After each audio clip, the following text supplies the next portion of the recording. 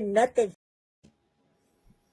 Hey, baby, you made it. Hi. Hi, Barbara. Hello, Tracy. Hey, Crystal. How y'all doing this afternoon? Auntie, did you read more on Big? Absolutely. I didn't get to see all the press conference, but I got quite a bit. Yes. Man. I'm doing good, Fonda. How are you? I'm doing great. I got a lot of rest today. I got a lot of work done, and then I got a lot of rest. I needed a balance. Hi, Kathy Mitchell. How's it going? Hello, Dawn. Yep. Come on in the room. Hello, Anthony. How are you, my brother? Oh, you know what? I forgot to turn my music on yesterday the whole time. I got to get back into it.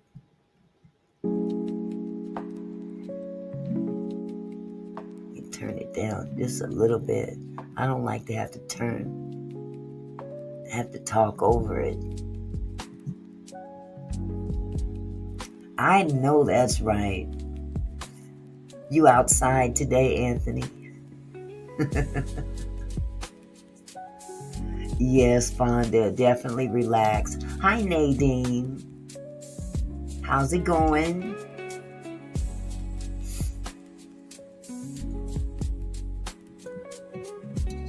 Yeah, I'm so glad it has toned down in terms of the heat. It was getting to be, I can't stand to be sweaty and sticky and, I can't. But I hope you guys are all having a wonderful day or had a wonderful day. Hi, Devitra Blue Lotus Blooming. That's a long name. Can I call you Devitra? Devitra Blue.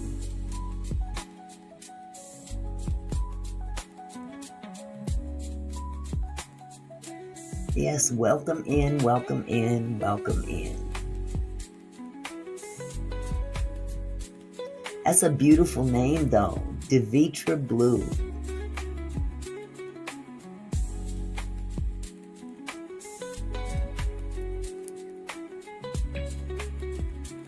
Okay, CD The Culture Drive will be my podcast name when I launch in late fall. I'm looking forward to that, sweetheart. Absolutely, Anthony. Got to have it playing. Got to be mellow with it. LaWanda. Hello, sweetie.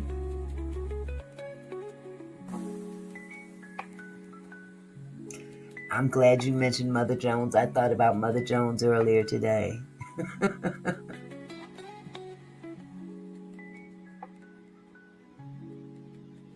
Hello, Retretta. Give him the glory every time. I'm glad to see you feeling good. I'm so glad to see that.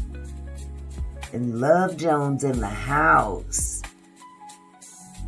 You two been tripping this week, Anthony? What did they do? They always doing something, but what happened?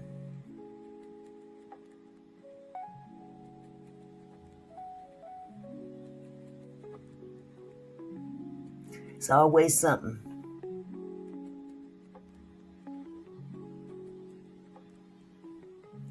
Hi, Millionaire's Code. I'm doing wonderful. How are you?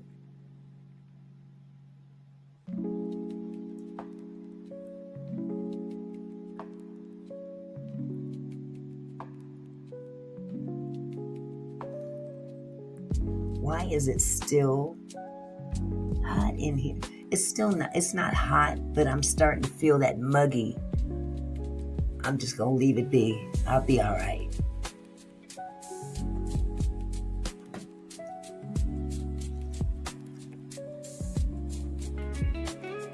Oh, honey, I love Jones. I understand. You got to take care of business, sweetheart. Never let YouTube consume you. Ever. Handle your business.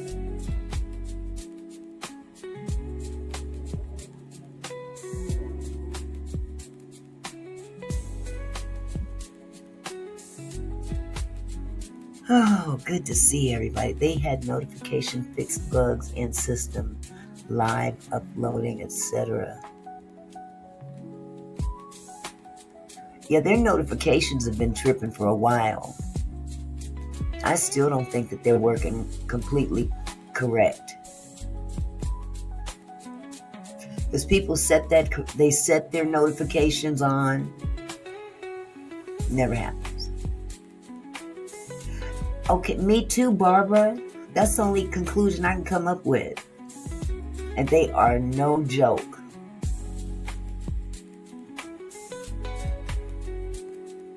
Yes, we are so glad to have you back, Love Jones. Thank you so much. There's all kind of places you could be, but to be here is a blessing. I'm honored that you guys come here every time. There's all these different channels that are on YouTube, and man, for you guys to come by here, it fills my heart up. It really does. Yes, notifications are definitely bogus, Devitra. They are. And they know, YouTube knows it. But they don't care. They like take it or leave it. See, Fonda said she didn't get notified today. They're not working because I had to turn my notification. See, I don't understand why they even have notifications if they're not going to work. Oh, okay, cool, Anthony. A My Time music listening party. Was it, I hope they don't copyright you for that. Unless you just take it down right after you do it. Or put it in private.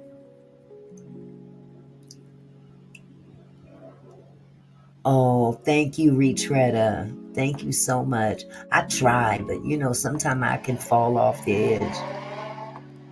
Here we go with all that noise out there.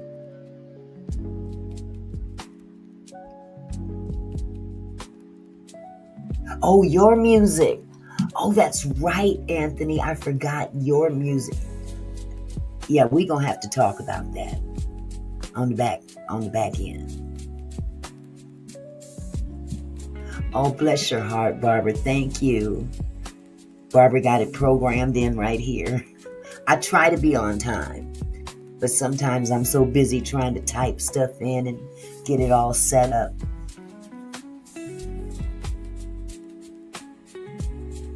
You know what? I'm going to get this other fan. Oh my goodness.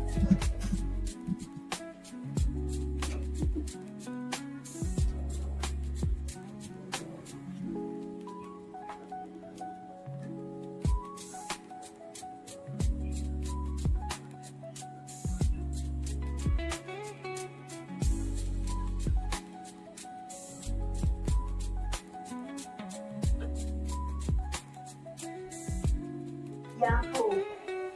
I just want to get my fan.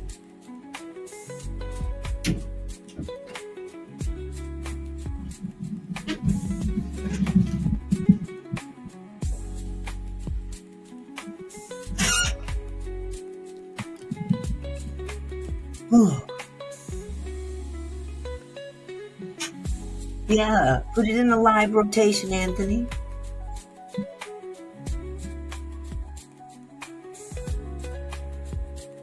Oh, Barbara, I can't get with that cussing folks out on. I mean, it's one thing if you mad at somebody else, and people might drop a few cuss words at somebody, but your own people, no. I just don't see that. I mean, unless there's a troll in there, I might say something off. I might let one fly on a troll. But to be cussing folks out in your own chat is not cool. I don't care if they make you mad. If you don't want, if they're making you like that, then maybe they should be asked to leave. That's my own personal philosophy. Everybody may not agree. Oh, I can think of a few, Barbara. I could think of a few. And I'm gonna leave it at that right there. And half the time, sometimes they're cussing them out for nothing because they don't interpret what they're saying correctly. Thank you, Nadine. Help me with these trolls. Give them the boot. Gotta give them the boot. As a matter of fact, Nadine, I gotta remember, I need to make you a mod. I can't do it through StreamYard. I don't know how yet. But I'm gonna make you a mod after my show. I have to go through YouTube Studio to do it.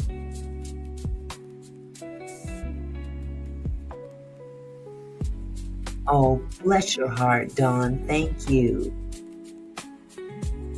That's true, isn't it, Barbara? Only when I get in my car. Saw that today, cursing the chat on the feelings of Tamar and Funky. You don't cuss people out behind two other people. Man, please, it ain't worth all that. Thank you, and I need to know how to become a member. Are you on your phone or on your iPad, or are you watching it on television? Because I think the mobile devices have a black button. You hit join. If you go to the channel, and then there's the join button or something like that. But I'll find out for you, because I had problems too. Yes, on your phone. Okay. I don't really go on. Ooh. That was weird.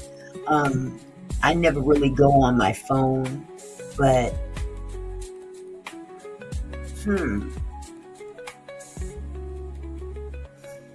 does anyone here in the chat know how to join from your device, from your mobile device? Do you have an iPhone, Nadine?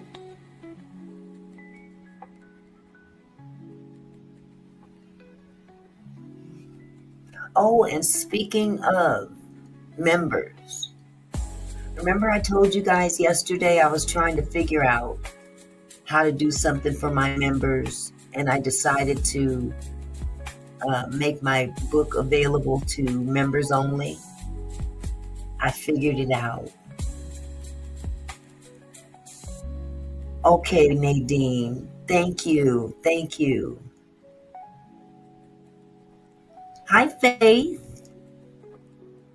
Yeah, I was able to figure it out. So all members, I put it in my community chat today, but I released my book chapter per chapter to members only. So I'm looking forward to you reading it too, Dawn. Well, actually, you don't have to read. I'm reading it to you. They're videos. So they're 16 chapters. Thank you, Retretta. So yeah, it's think of it as an audio video book. Chapter by chapter. I'm glad. I just, I'm not good at thinking of special things to do for the members, and I that came up, and I'm like, there's one right there. So as time goes on, you guys know I'm new at this. So to have a membership is awesome to me. I'm still tripping. Oh, thank you, Tracy. Thank you so much.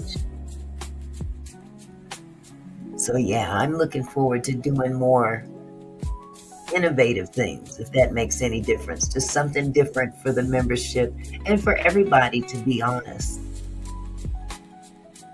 No, it's not on Amazon. Matter of fact, it'll never be sold again. That book is off the market. So this is something that is actually very special to you guys. Where you subscribe to the channel, the button should have changed to join. That's where you join. Okay, thanks, Faith, for letting her know. Hi, Catherine. So yes, Retretta, you will have an exclusive copy of the book that no one else will have, because that book will never be sold again, ever. And you guys have an actual video copy instead of just the physical book copy.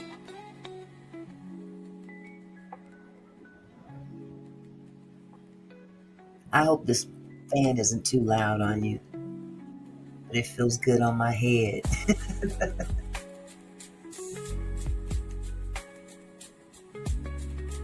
Ooh wee. Yeah, so I've got a lot to talk about. Thank you, Millionaires Cove. It's been available for so long, but you know,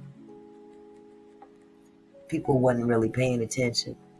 When I put it on my channel, I don't even think I was doing live streams yet. So it's been sitting there in a playlist for quite some time. And nobody's been really watching it. Tracy says, I'm ready to talk. Tracy's ready to go. Okay, Tracy, let me give just a few more minutes for people to come in so they can sit down and relax. Get them a little something, something.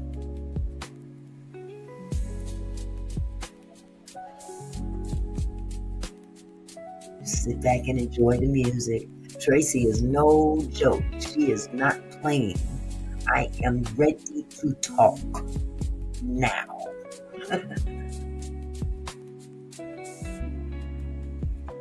Oh boy. This fan feels so good right now.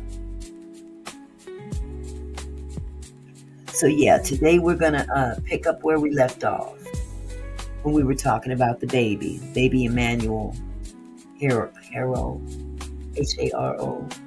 Haro. Yeah. We're going to talk about the baby and the parents. Anthony says, Auntie, you just gave me confirmation. It's done. I just posted on my channel that I'm taking song title requests from my time. There you go, Anthony. That's a wonderful idea. That's a wonderful idea.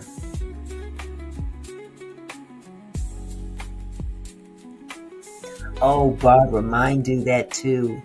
They call me on FaceTime. Mine, no one, especially Xavion. Y'all know Xavion think he grown anyway.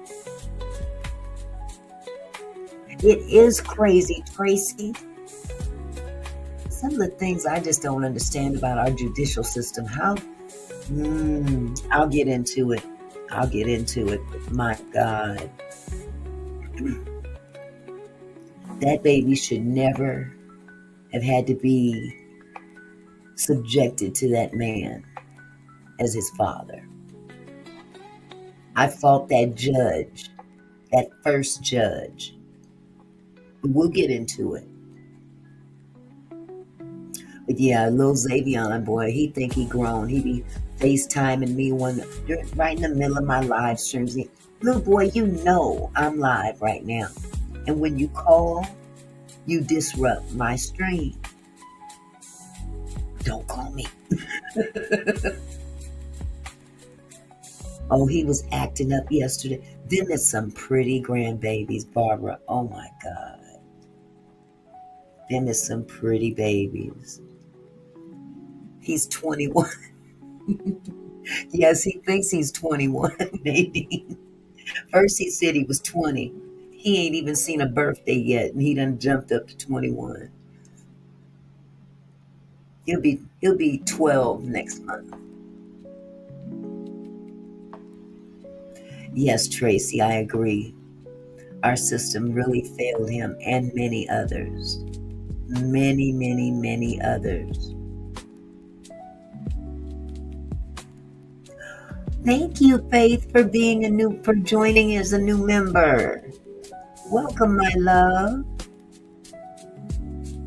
Faith is all we need is now a new member.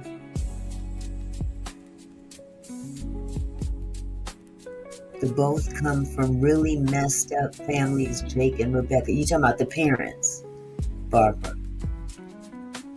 They must be coming from messed up families. That grandmother is...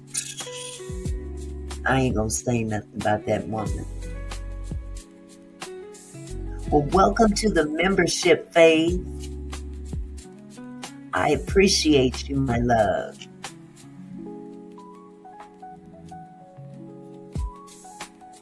Yes, ma'am. Thank you so much for your support. I thank all y'all for your support. You know what, Retretta? I asked myself the same question. Why do crazy-minded people... I can't just come right out and say crazy people, because sometimes crazy people don't know they're crazy. But people that don't appreciate children, why do you bother to have babies? We've got too many avenues out of that problem. Okay, LaWanda, take your time, sweetheart. Take your time. But yeah, that's a very good question to ponder. If you don't want them, why do you have them? Because clearly you don't want them if you abuse them. So that's a question that only God can answer. I mean, honestly.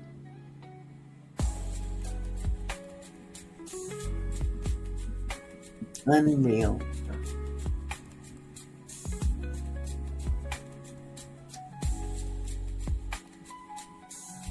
Unbelievable. Hi, Beverly. How's it going, sweetie?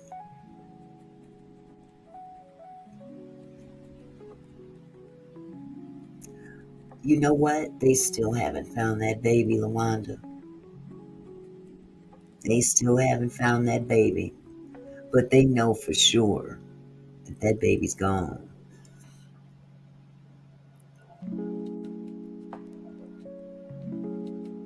Yeah, I saw that too. I opened your emails, Dawn, and the same thing happened. So I couldn't really... I'm using another video tonight, but I did get to see those interviews, at least partial. Exactly, Barbara. I saw those pictures too. That baby looked so healthy and smiling, and as time went on, he just declined. He just literally declined. It's crazy. It's really crazy. Well, I'm going to get started. We got 42 people in the chat. Could somebody give me a like count? I don't know how many likes we have. I've got 43 in here now. For those of you who didn't hit the like button, if you don't mind going back and hitting that like button.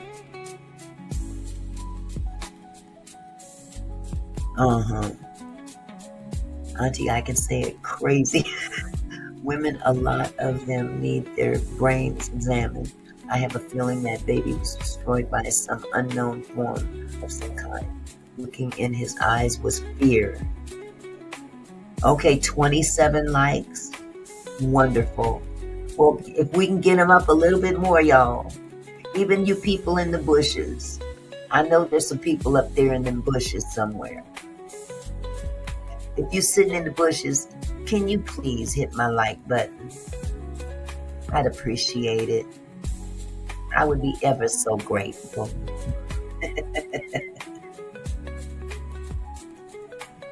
Let me turn this down a little bit.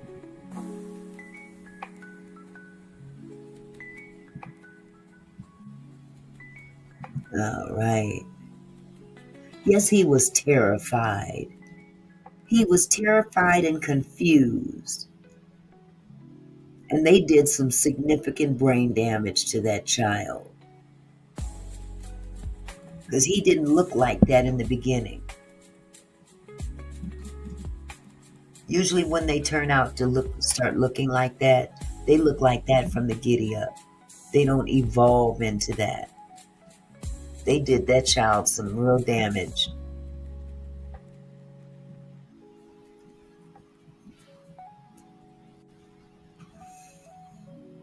Yeah, it's sad, but you know what?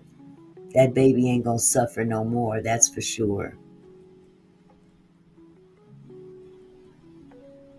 Absolutely, Faith, you are absolutely right. We put this up here. It just seems like the system is all about money now. No integrity, no morals, no values, just gone. And that's pretty much it. That's the system, this country, this world. Yep. Awful.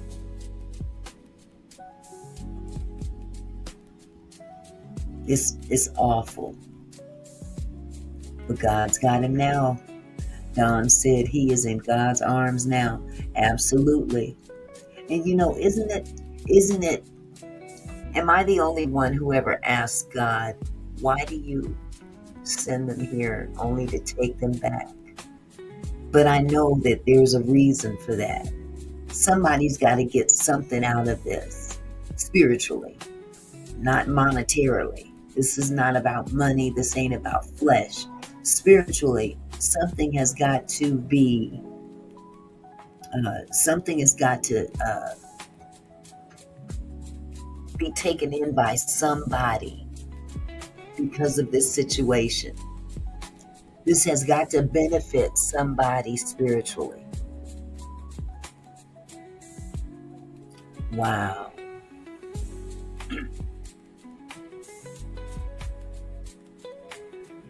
Ooh-wee. Well, Fonda, I tell you what, he's in a much better place than we are. He's in a much better place than we are. And he's not suffering no more. A lot of people suffer for years and years and years and years. Welcome back, sweetheart. I see you, Crystal. But people suffer for years and years of different things, abuse, neglect, you name it. You're right, Tracy. Jake, here, I'm going to put this up. Jake should have never been allowed around children after what he did to his 10-week-old daughter who suffers blindness, trach, and paralyzation, etc. To this day. To this day. And that judge gave him a slap on the hand. If that judge would have done his job back then when that man did that to his daughter, that little boy might not be in this position. Oh, thank you, Millionaires Cove. You don't just light up the room, you make people feel like they belong in it. So glad that you are here on YouTube. Remember, the best is yet to come. Thank you, Millionaires Cove. You are so sweet. Thank you so much for the $10 super chat. I appreciate you. Yes, Barbara. That's exactly what I was speaking about. He raked that little baby girl over the coals, basically. And the fact that that judge let him off the way he did, he just got a slap on the wrist, pretty much. Had he been locked up the way he should have been, Emanuelle would probably be alive today. Sad. But this is the world we live in. It's not even about the United States anymore. This is the world. And we know why. Because Satan is out to kill, steal, and destroy. And he's going to continue to do that until his time is up.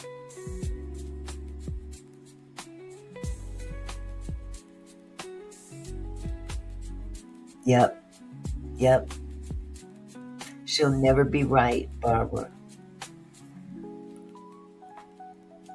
She'll never be right. Hi, Camille.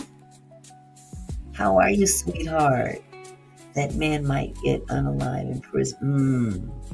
That's a no-no in prison. Never harm children. His ass will be grassed from now on. That's right. Absolutely. Because there are some parents out there that they put the fear in you to even not cry. Sick. What you crying for? Bam! No. That is not right.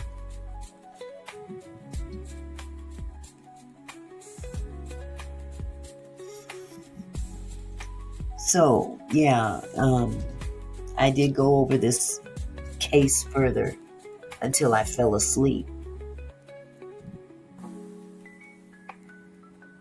Apparently, the father has confessed. He actually confessed that he confessed to an inmate, a fake inmate that was planted by the police department. And what he said to this inmate was that he unalived baby Emanuelle and put the baby in a trash can in the house. Hi, Melinda Webb. How are you, sweetie? So apparently the police, he had apparently told the police that he had accidentally rolled over on the baby. Says this Perkins, and what they did was they did something called a Perkins operation. And what that basically entails is, this is when the police plant a fake inmate to get info from another inmate who has been arrested and housed inside the same jail. Because the confession that they gave the police, that's why we saw them all out there on the side of the road, kind of looking around. He had them out there on a humbug. He knew that baby wasn't out there because he lied to him. Right. But he confessed. But that's not the real confession, Barbara. The real confession is the one that he gave to the fake inmate. Now, it says, let's see.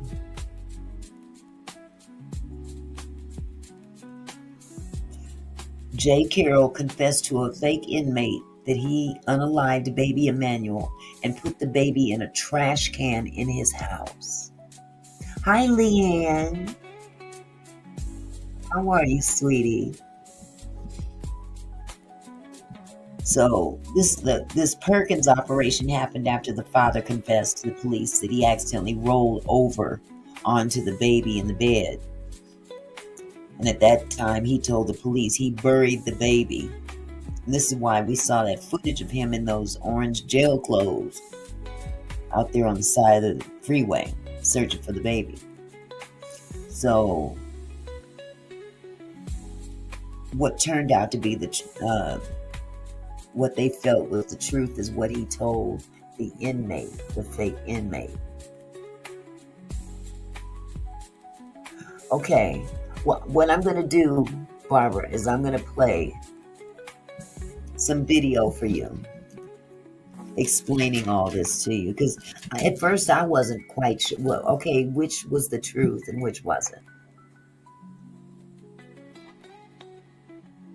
Tracy Shorter says, this was a house of horrors and killers.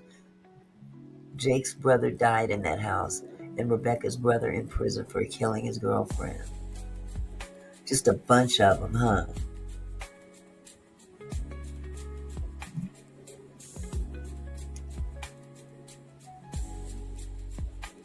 Well, they believe that he made up that story that he told them, and that's why they decided to do this Perkins operation, because they didn't believe his initial confession.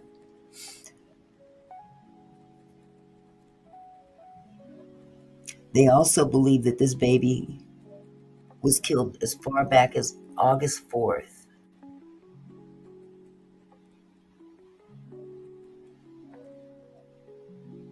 Discus or Bianco said nothing about the Perkins confession. Okay, well, I'll pull it up.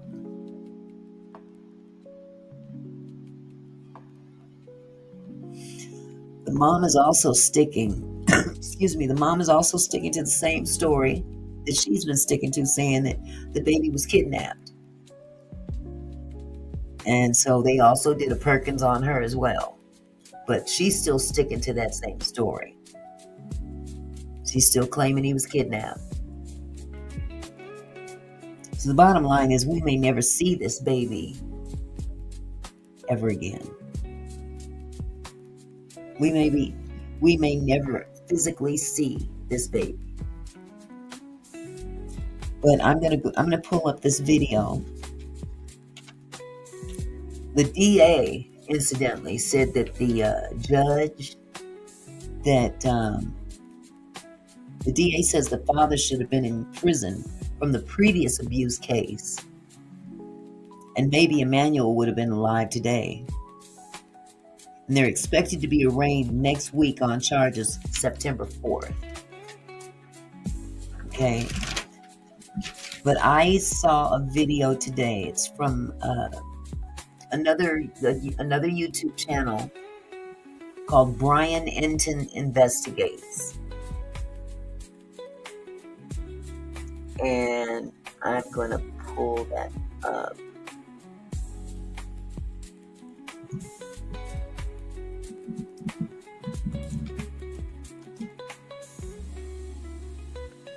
Bear with me just a second.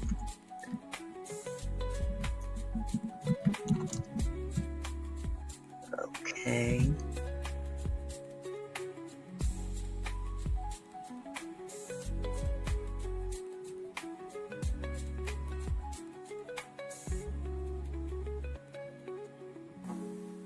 Okay, and then I need to go.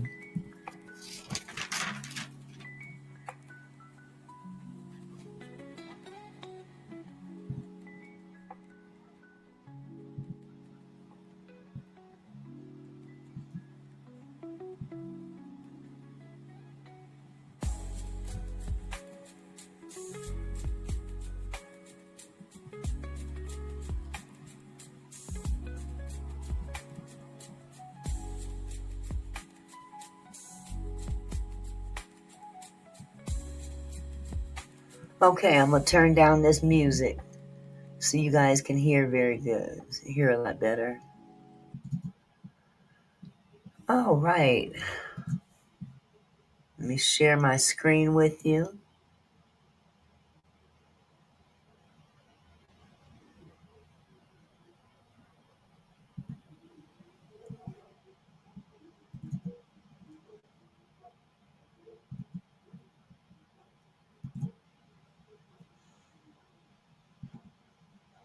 Okay.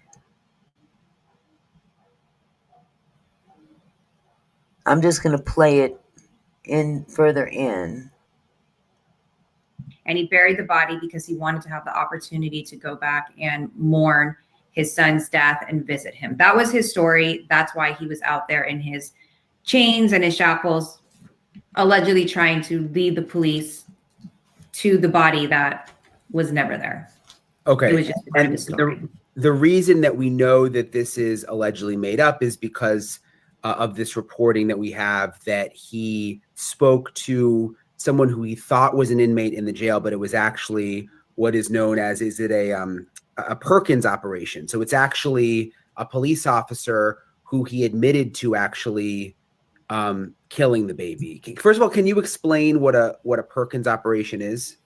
Sure. We don't know if the person who was undercover was a police officer, if it's another, run-of-the-mill citizen of the community that was acting as an undercover inmate. We just know there was another body in the jail cell pretending to be an inmate in the same inmate clothes as Jake Harrow, shackled in the same manner in which Jake Harrow is. And they begin to ask questions while being recorded to Jake specifically about the charges and why he's in there, in hopes that he will admit whatever really happened to baby Emanuelle. Okay, Barbara, so this is the video that you saw as well? Because I haven't seen anything other than this one. Hi, Urban. You might be able to shed some light on more information. I've been covering 2 different cases, so I might have missed something. But yes, if I did, please fill me in. Fill us all in. Because this is a lot to take in. One time he's admitting it, next time it turns out to be a lie, and it's just too much. To these fake inmates in custody. And it's called a Perkins operation. These types of investigative tools have been going on for decades in agencies and district attorneys' offices across California. It's a very standard and typical investigative tool that you see the sheriff's department use in many different cities and counties across California.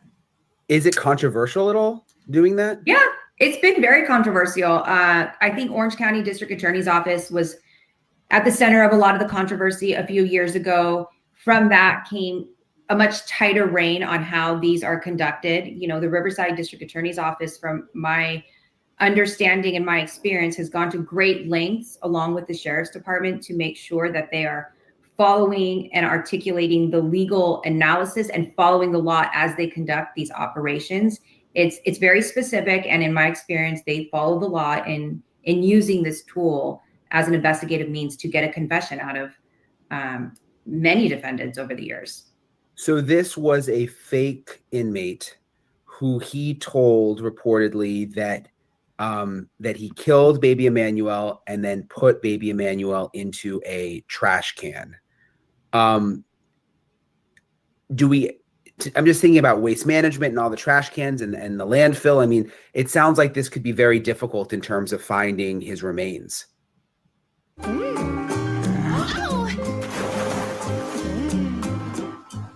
go with stupid ad. Yes, that's the sad part of all of this. That is correct. He did confess to these, we will call them fake inmates, that he did kill baby Emanuelle and that he threw him in the trash can at his home approximately a week before Rebecca Harrow even stated that the baby was missing. So, okay, so Barbara, the sheriff wants us to get our info from them because there's so much out on social media and it sometimes gets in the way of their investigation. So what I'll do is, after this video, would you like for me to pull up video from the sheriff's department? Because I can look that up. Would that be on YouTube? Or would that just be in the regular news? I wonder. Because even the regular news has, they put things on YouTube. What is the name of the sheriff's department, Barbara? You said Bianca, or wait, let me go up. Let me go further up. Bianco. Is that the sheriff's name?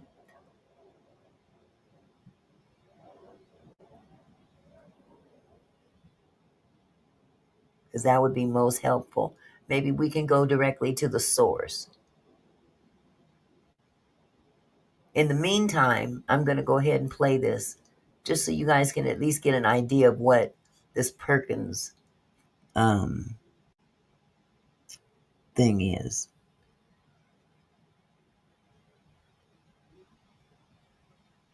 Absolute. I agree, Leanne. I agree.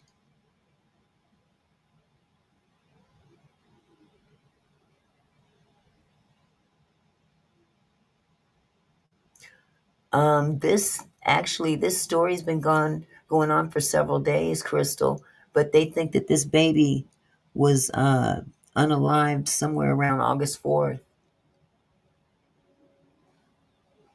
And they've been putting up a facade as though that the baby had been kidnapped, when in essence, that wasn't the case. That would be good. It was on the regular news, San Bernardino County Sheriff and Riverside County Sheriff. Okay. I'm going to play this and then Fox News. Oh, okay. I'll check out Fox News. Let me just finish up with this video and then I'll go to Fox News. Baby Emanuelle's been missing for quite some time.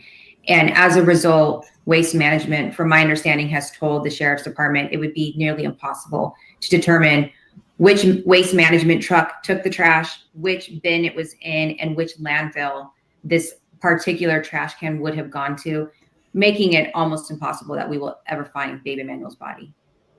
That's awful to think about.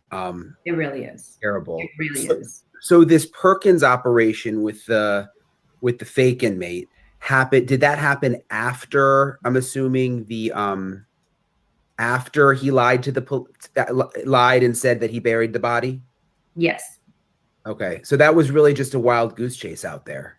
It was 100% a wild goose chase, from my understanding. So he lied. Wow, that's got to be frustrating for law enforcement.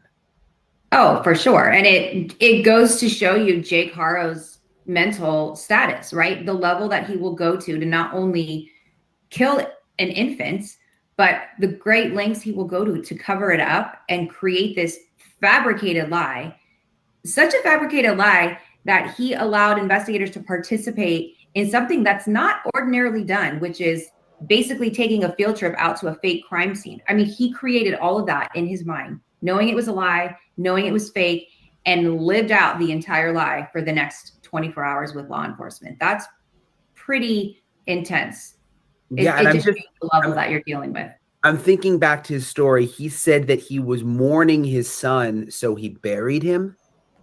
Wow. Like, how does that make any sense? It doesn't. Right. He claims that from what I understand, he buried the body close to his home so that he could go back and visit, almost like a gravesite, because he never planned on telling anybody the baby was dead. And that was all made up. Yes. Okay. And then we've also reported that Rebecca Harrow, that there was also a Perkins operation with her. So a fake female prisoner, and that she has been sticking to her original story, which is similar to what she said to the reporter from the newspaper who got through to her, that, you know, that there was this essentially this kidnapping and that they don't know what happened. It's kind of interesting that that she's sticking to the original story, and it sounds like he's, you know, not.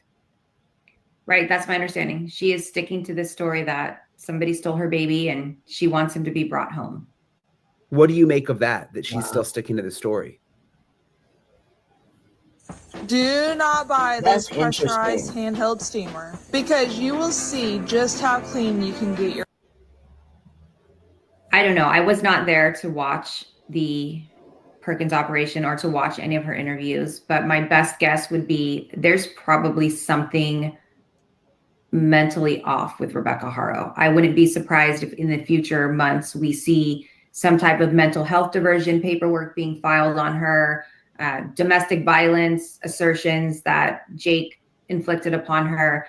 I don't think we're done with hearing the backstory behind Rebecca. I don't. I think there's more to come. You know what? I agree with that. I believe that mother is going to take on this. I was abused. He beat me. I was scared, and use that as a defense.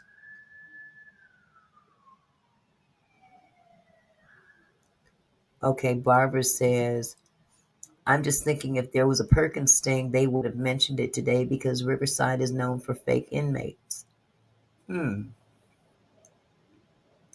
Okay, this one I didn't hear about. The fire that started across the street by homeless couple. That's a news reporter chased down, got pics of their back. Why no info on that from the news? Burning of evidence. Exactly. You would think you would have heard about that on the news. Wow.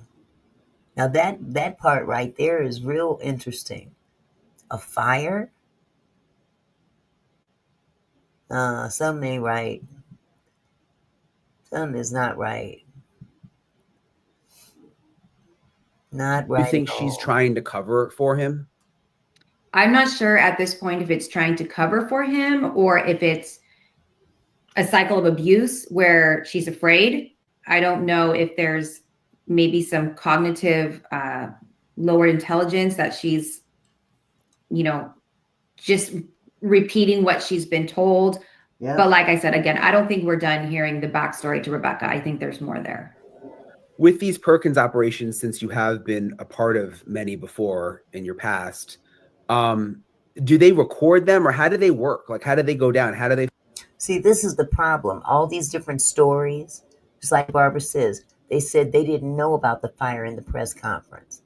All these different stories convolute the whole story. It muddies the waters.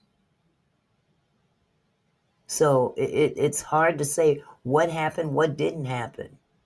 Because if one news source is not reporting something, especially the local news, it just is one thing is for sure, that woman is covering up. Now, her reasoning for it is going to be, I believe it's going to be a mental illness defense. Oh, I'm not looking at it as funny, Faith, that she does.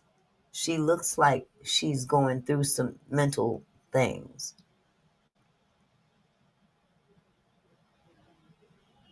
Wow. Retretta said that fire was on YouTube. I saw it from a YouTuber who was on the scene. That fire set more than one house on fire. Now that's something that should have made the news. Why wasn't it on the news? That's a mystery as well. This whole case is getting crazier and crazier with every report. Find the people? I'm sort of fascinated by it. I'd never heard of it before. How do they find the people to do this? Do they record them? Like, kind of walk me through the whole process. And when you say I've been part of them, I don't actually go to the jail and watch them. There's a DA designated for that. That's his sole job. And it's in order, again, to protect the privacy and to make sure that the standard legal procedures are being followed. So there is one deputy district attorney designated to that unit, which is a great thing that the Riverside DA's office has done to preserve the integrity of this type of investigation. So what happens is that particular assigned DA goes to the jail, watches the entire interaction go on between the inmates, the fake inmates, the actual defendant, and the actual detectives. It's being recorded the entire time. There's cameras in the jail cell. There's cameras on the, what we're calling fake inmates. And it's all above board. Everybody can listen to it later on, watch it, see it. There's nothing hidden once it's done. It's turned over to defense, and it's routinely used as evidence in jury trials, the recordings from these operations. It's kind of interesting that Jay Caro wasn't suspicious that maybe that was what was happening when he was talking to this other person. It's kind of interesting that this seems to happen all the time. The inmates really don't become suspicious. They just verbal vomit everything to these inmates. I don't know if it's, to garner some type of strategy in custody to be part of, the violent members so that they're not attacked. I don't know if it's a preservation reason why they disclose, but it's shocking to me the amount of times there's disclosures and admissions made to other inmates in this setting. Especially when it comes to killing a baby. You took the words out of my mouth. Yeah, because I mean, in the that. past when I've done stories, if you like hurt a child or you're a sex offender, I mean, it doesn't seem like the other inmates normally take to that. Right.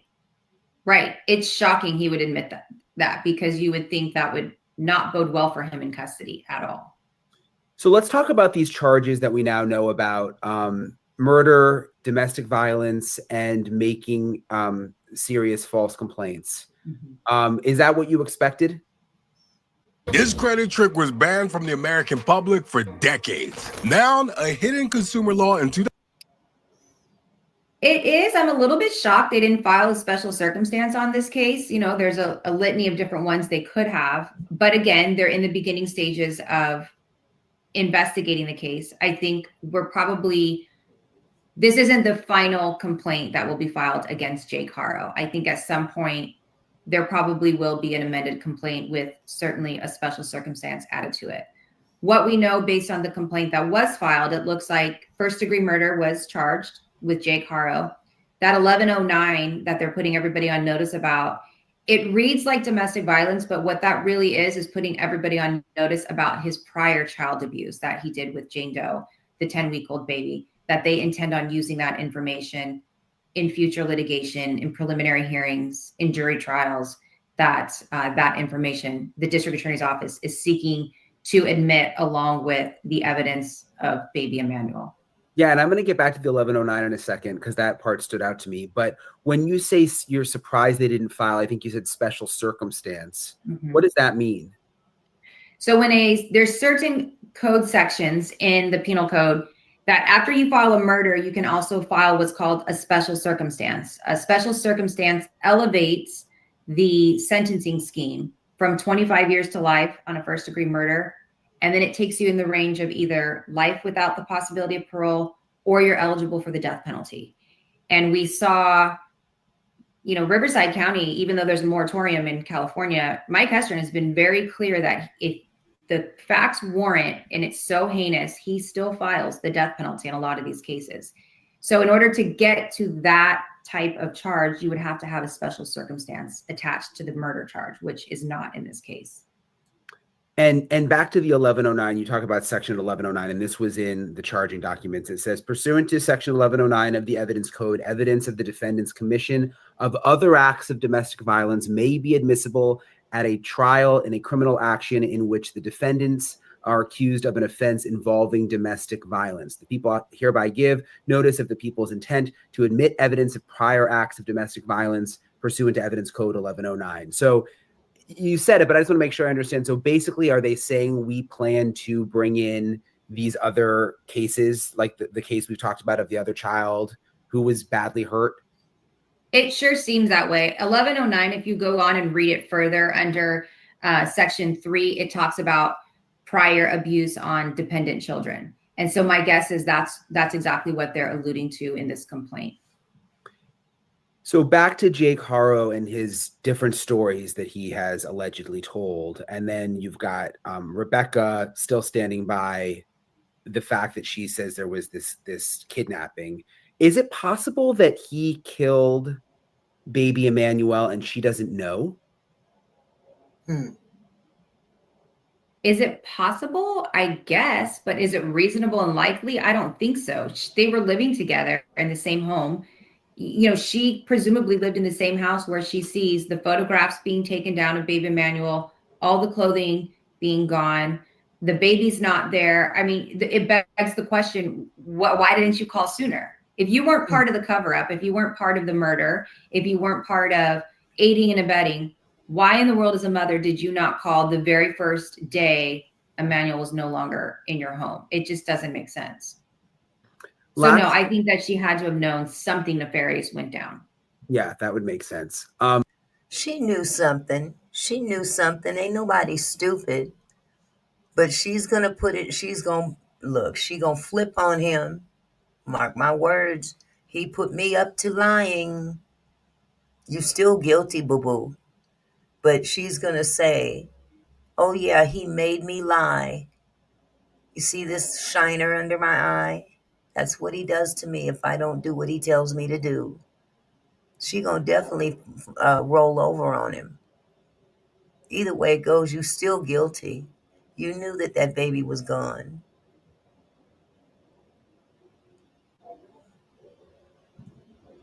Jake's mother supposedly never seen the baby, and she lives in the house. Wow. Did she just move into the house?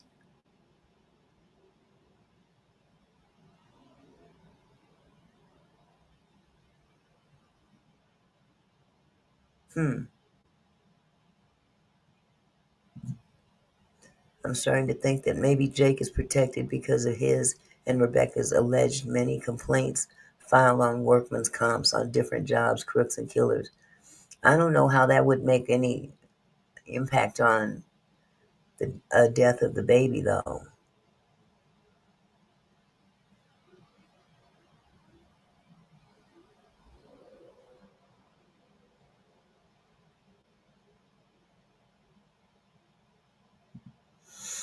They were living together, and she knew. And even if he was hitting her, that's your child. You're supposed to protect your child no matter what's going on. Absolutely. Better get hip to some hot grits. Better ask Al Green. Love and happiness. Oh, they're both meth addicts? Oh. Is that for sure, or is that... Oh, I think they are meth addicts. Oh.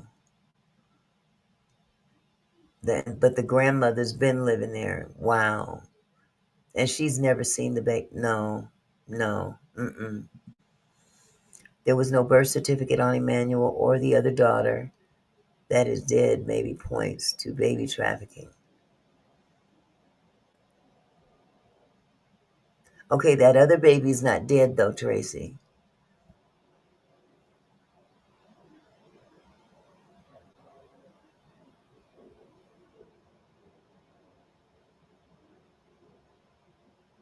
Wow. This story gets... Last time we spoke about how there weirder. was no body, and prosecuting a no body murder case can sometimes be tricky. Based on what we now know about this, I guess you could almost call it a jailhouse confession to a certain extent. Mm-hmm. How much more solid is the case now? And are those Perkins operations always admissible, like at trial? They're typically, yes, always admissible as long as the district attorney can point to the fact that they followed the legal requirements, which, again, Riverside has been, in my experience, the lead on this in California. I don't have any reason to believe that they didn't conduct this operation in the exact legal manner in which they always have. So in that case, if the Perkins operation comes into trial, I think that makes it such a stronger case. It doesn't matter that it's been a no body homicide. It doesn't really matter for evidence purposes that Emanuelle's body hasn't been found or won't be found. I think that the admission in and of itself is solid, and that's enough. And just back to the timeline, I'm still a little confused, and maybe you can help explain this. If he said to the fake story to police that he buried the body, killed the baby a week ago, but then allegedly told the fake inmate that he killed the baby 3 weeks ago and threw him in the trash, what do you think? I mean, what do you think we should make of the timeline? Do you think he's telling the truth to either of them? Struggling to get started on your book? No, I don't believe Meet Squibbler, that man the AI book said. writer that transforms your... Either one of them. As far as the specifics of the timeline, I don't know if he's telling the truth. I think based on the first information we have from the neighbors saying when they discovered, or when Jake came over and asked if they could use the trash can and give and they put the clothing and the baby's bedding in the neighbor's trash can. From my understanding from inside sources, that was about 3 weeks ago. And in the Perkins operation, from my understanding, Jake Haro alluded to the fact that the baby had been missing even the week prior to that. So that puts us at a 4-week timeline that Emanuelle's been missing.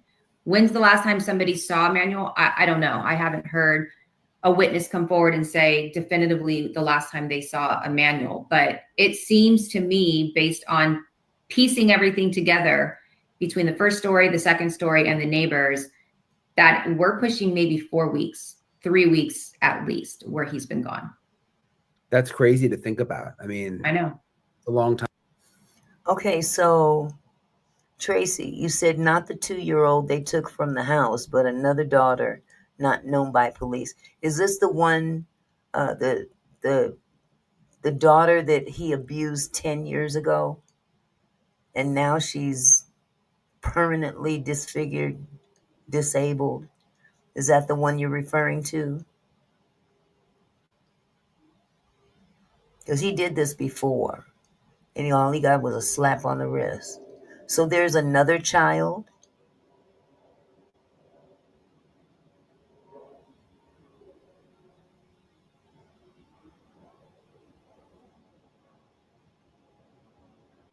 So you tell me that there is another child beside the one that,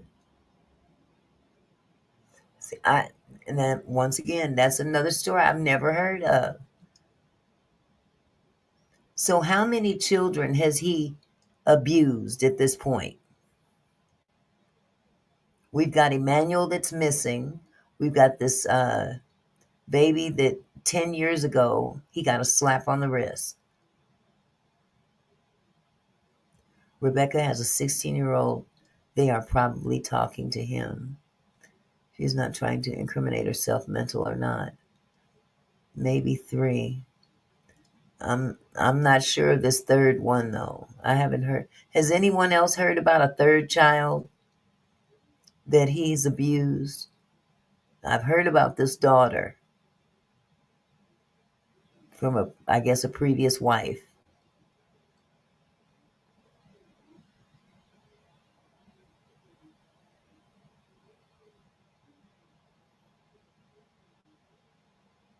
Time. Mm-hmm. Especially if the trash story is true. I mean, again, I hate to even think about a baby in the trash. It's awful, but it seems like it would make it even harder to find. Because I've done stories before actually involving babies that they were looking for, where they got sources that said that this happened where the baby was in the trash, and they'll actually go through and like dig the landfill, like they'll do like a whole line of people where they actually look. Right. I think the issue here is we don't know which landfill. We don't even know which trash can. We don't know which day the trash came. And it sounds like law enforcement did reach out to Waste Management and they just weren't able to get a definitive answer in order to do those things. Yeah. Just seems like it gets more tragic every day, It really does. I'm thankful that there's charges filed and that they're in custody, and hopefully both of them will have a change of heart and decide to come forward and tell all the details, all the truth. Yeah. For baby Emanuelle. Yeah. Well, Kim, thank you again. We appreciate you talking to us. You're very welcome. Thanks, Brian. Okay, so let me go back.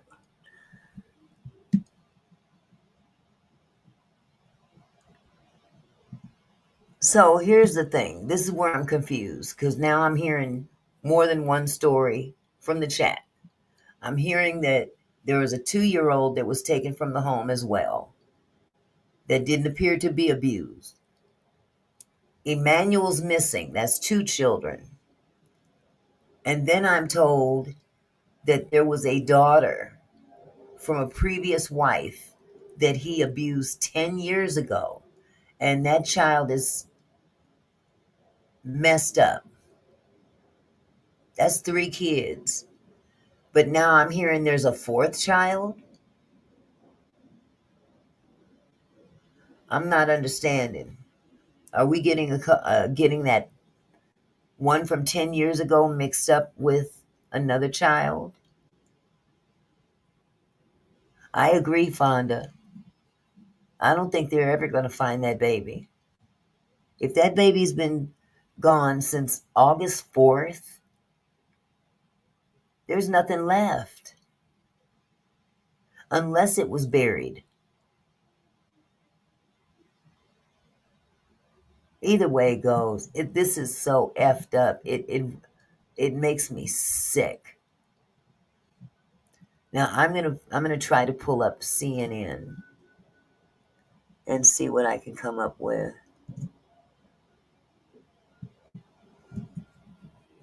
Let me move some of this stuff out of the way.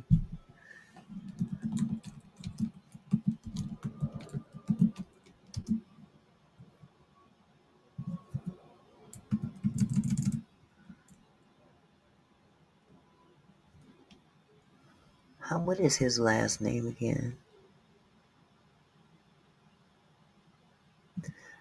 Baby Emanuelle.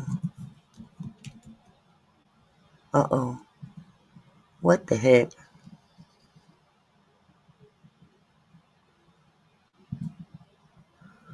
Okay.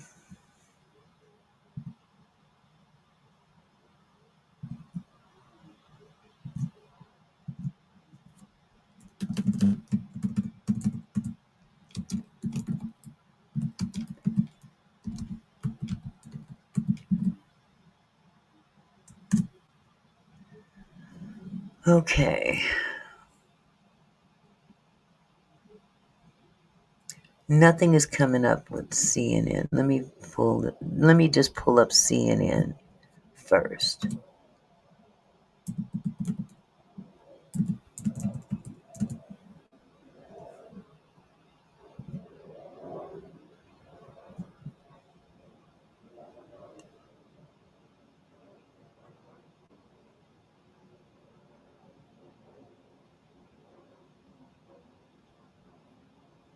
There is so much on CNN.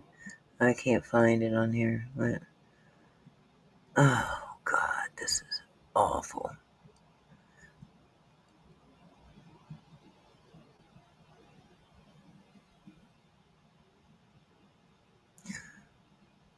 Okay. What was the local one, Barbara? I'll be all night trying to find this on CNN. What is your local, that lie, Barbara, that lie, I think that lie was used to get rid of the, it's too morbid to even say. Fox News. Let me go through Fox News.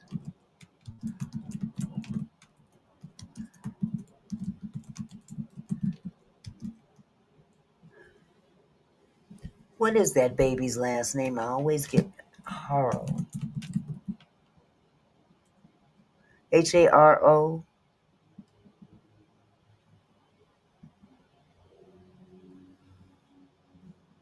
Yes, lie is used to conceal or destroy human remains.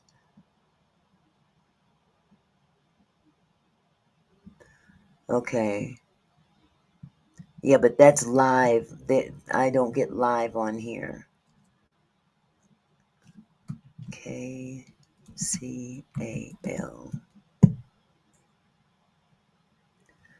Let's see. They have a live stream. Let me see what I can find out.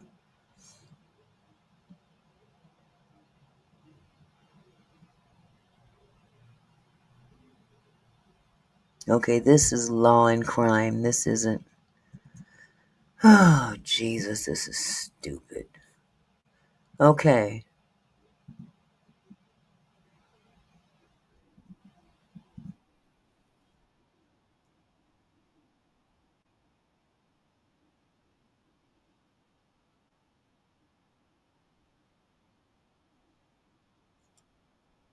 This is an investigation. Jack?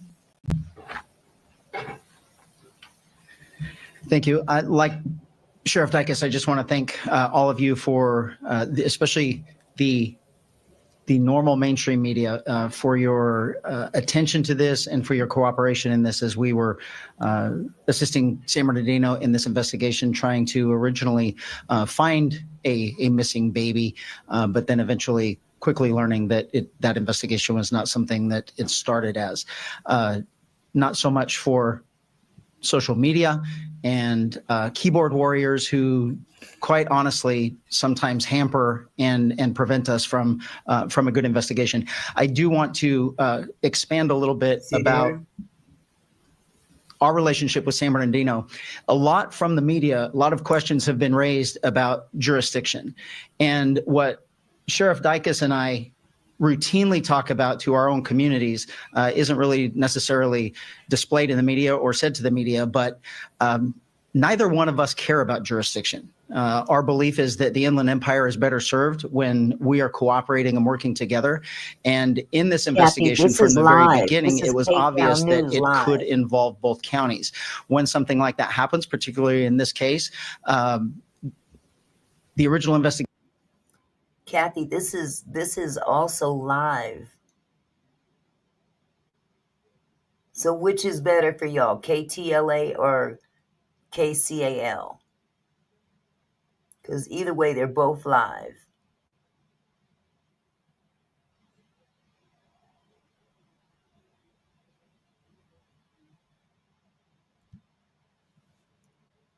Investigation began with Sheriff Dicus, and if he chooses to take it to the end, he will, which obviously he did. And my position is Sheriff Dicus is responsible for this and the assistance of my department. So there is no asking us. There is no anything like that. It is, we have to serve our public best, and he has every single available resource that the Riverside County Sheriff's Office has to offer to make sure that we provide justice in this case. This is an extensive investigation with both agencies that ultimately is headed by the supervisor of the Detective Bureau from the Sheriff's Office in San Bernardino. But the cooperation, as you can see, between the both counties is what is going to bring this to a successful conclusion. There is absolutely nothing, no crime more important than the injury of a human being, particularly a child.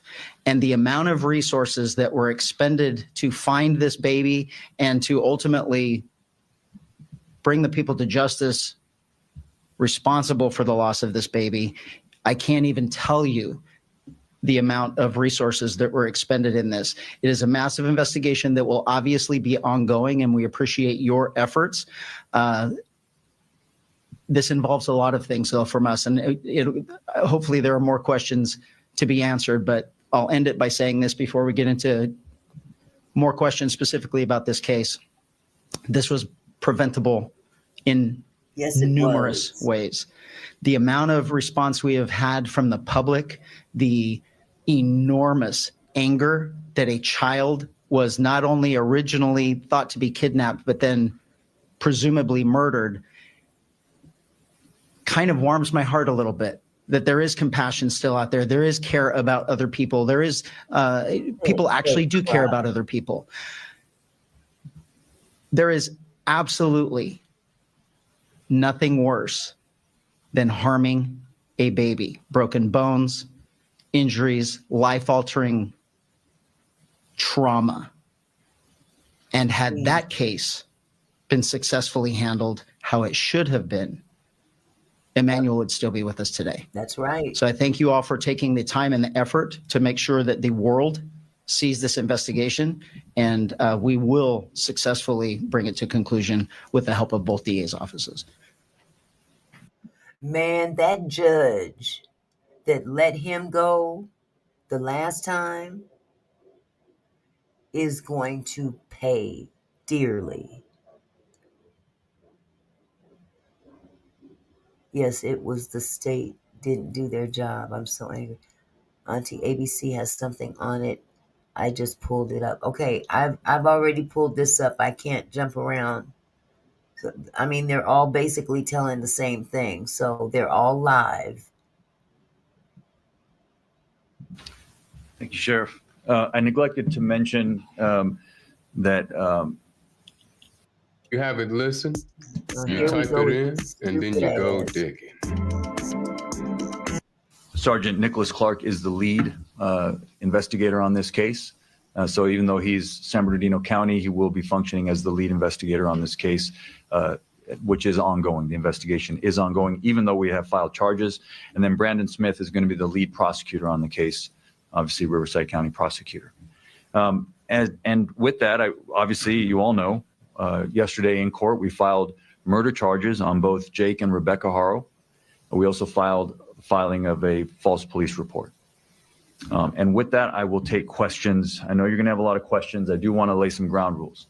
The way we do it here is don't shout at me, no chaos, just raise your hand. I ask you to ask me one question at a time. I'll do my best to call on everybody. When we've gotten through everyone who has a question, then we can go back and ask more follow-ups, okay? So I'll start here on the front row. Yes, ma'am. Hi, Stephanie with CNN. My question is, first of all, do you have any idea where baby Emanuelle is at this point? You know, yes, we have a pretty strong indication of where the remains of baby Emanuelle are. So that investigation is ongoing at this time. Yes, go ahead. Matt Johnson, Court TV. What was the information that led to the initial search off the 60 in Moreno Valley? Sheriff, you want to take that? I'm not going to go into grave detail about that, but there is some level of cooperation with the suspects involved in this, and we're trying to locate that, and our job is to follow every lead.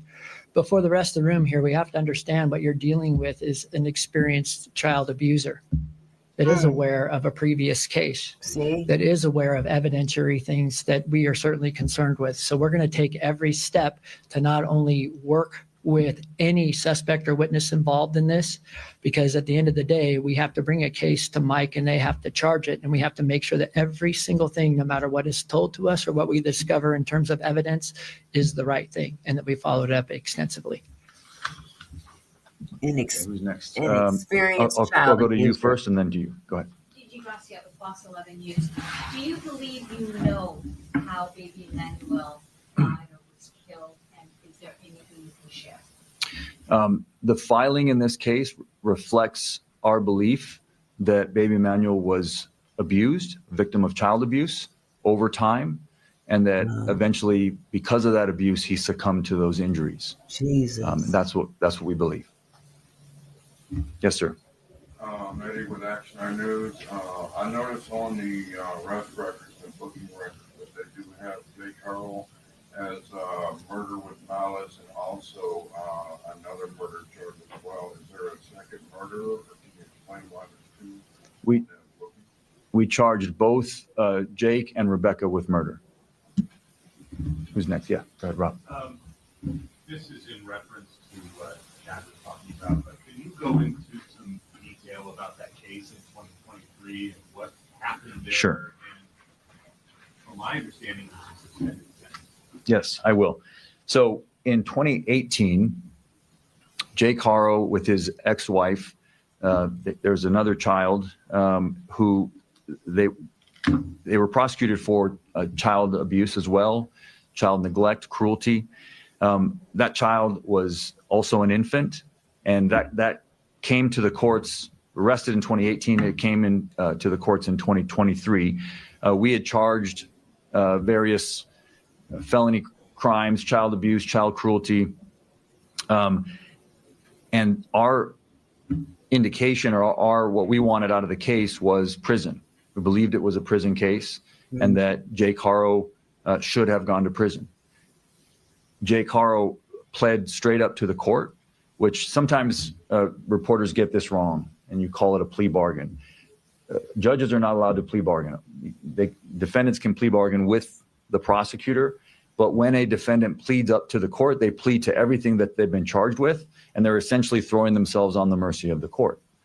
In this case, a judge here in Riverside County, happened to have been a visiting judge from San Bernardino County, gave Mr. Harrow a suspended sentence. Wow. Which means, if I can translate for you what that is, it means that instead of sending him to prison, he chose to give him probation and suspend prison time sort of over his head, meaning that if he violated his probation, he would then go to prison.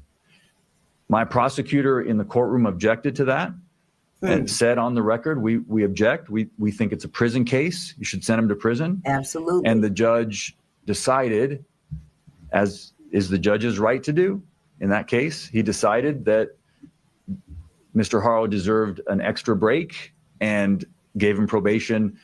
How do you give Lord Jesus, how do you give a monster? How do you give this monster what he did to his 10-week-old daughter a break? How do you give him a break? Now I'm old school. He should have got a broke upside his head break. I don't know where this judge came from.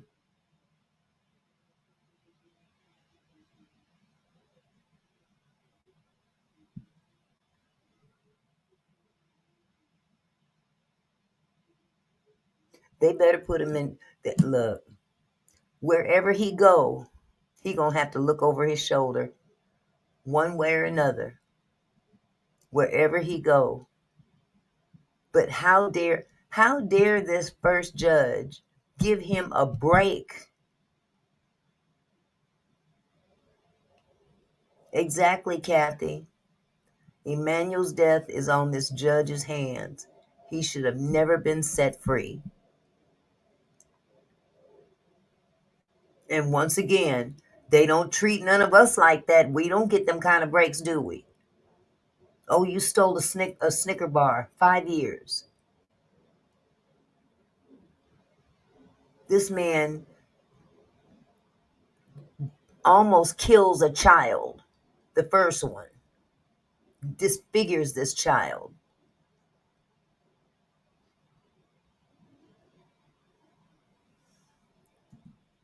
Barbara says that's why he's trying to work with them, thinking he will get a lighter sentence. But the inmates don't play when it comes to kids. You know what? He don't get to try. I don't care what he does as far as working with them. You work with them or you don't. Either way it goes, you're going under the jail. And I hope they tear his tail apart. Yeah. He's kicked back like oh, I got this.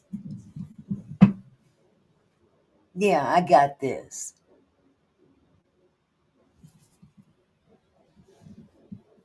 This is blasphemous that he was allowed to go free the first go round. A baby, a 10-week-old baby, and that baby is now disfigured for life, and another one is now gone.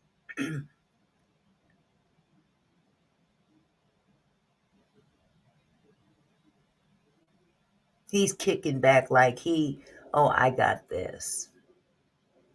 Yeah, I'll just cooperate and I'll get another slap on the wrist.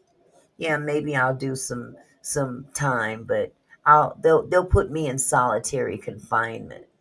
No. Yeah, her too.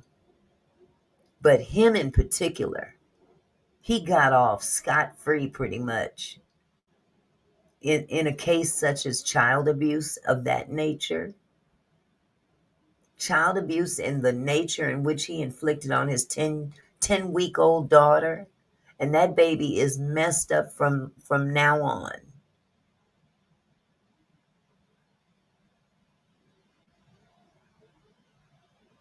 Jesus.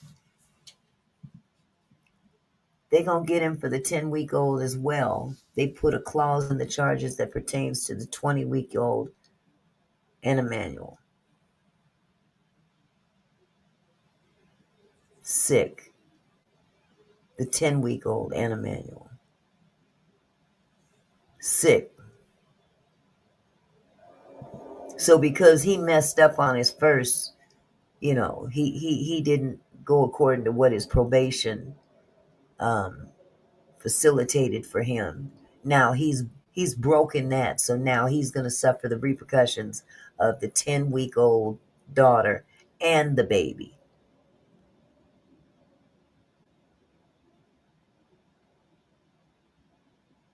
They gonna tear his tail up. They gonna tear him up. And basically 180 days of work release, which ends up being like community service. I will say that it was an outrageous error in judgment by this judge. And I don't have any problem saying that. I'm not attacking the judge personally. That decision was absolutely outrageous. Yeah, it was. Mr. Hauer should have been in prison at the time that this crime happened. And if that judge had done his job as he should have done, that's right, Emanuelle would be alive today. And that's a shame, and it's an outrage. And I hate to say that, but when our criminal justice system breaks down, I'm going to just call it like it is and tell you it broke down. Yes, it did. It's not how it's supposed to work. The judge had obviously meant well. At the end of their sentence, he told Jake, I'm giving you a big break today. Don't mess it up. But I want to point something out to you. I want to read to you the injuries. Editing your podcast on Riverside is a no-brainer, and I want to show you why. This is sick, your podcast transcript is here. Us like that. And they don't do us like that. The child's name is Carolina. Candy bar. She is still alive today, but she is permanently bedridden. She has permanent damage, cerebral palsy, that is a result of long-term child abuse. I want to read to you the injuries that were presented in court to this judge at the time of that previous prosecution. Acute fracture of the posterior left rib, fifth rib, healing fractures of the posterior lateral 6th, 7th, and 10th through 12th ribs, healing fractures of the 6th and 9th through 12th ribs, partial bone fracture of the skull, Jesus, brain hemorrhage, significant prevertebral soft tissue swelling of the neck, and a healing tibia fracture of the right leg. And this is severe abuse for an infant. And so whatever you think of the criminal justice system and people need a break, someone who does that to a child belongs in prison, period. Absolutely. Next question. Now, for them to give him that kind of break, did you hear all of the things that he did to that baby?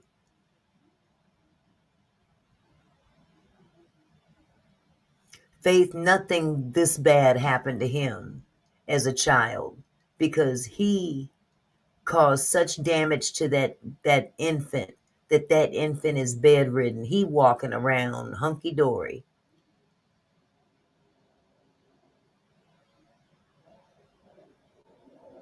I mean to tell you, he didn't suffer anything even close to what he inflicted on that 10-week-old baby girl.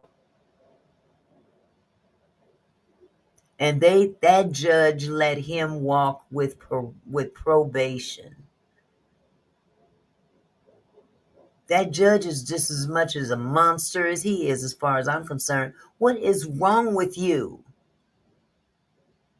They better not ever release that judge's name. I'm telling you, the people gonna come down on that judge like it ain't nobody's business. They better keep that man's name to themselves. And I'm sure that won't happen. But he better walk away while he can. I wonder how that judge feels now after knowing that was it a she or a he? It doesn't even matter. I'm going to call it a it. Knowing that it allowed this person to only do 180 days, that poor child, an infant, 10-week-old. What's wrong with that judge? Exactly.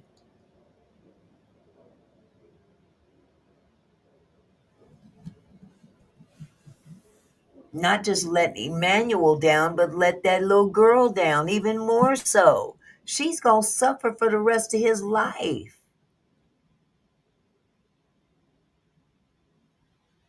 That little girl is going to suffer.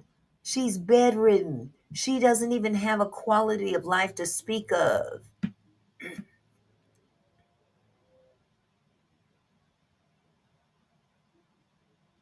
Ain't no telling what all went on in the house with the brother and all that stuff. That's irrelevant to me right now. I'm talking about these kids.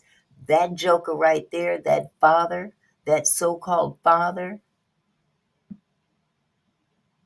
he should have been under the jail the first go-round. Gave him a second chance, and look what he did. That judge ought to feel this small. this small. The judge better care. I bet that judge care if that name gets out there.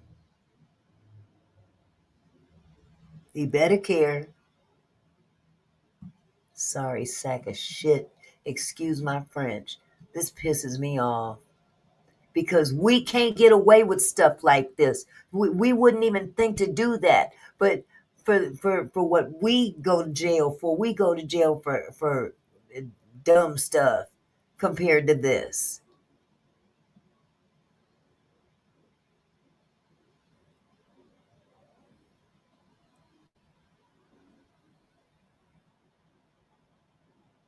Jesus.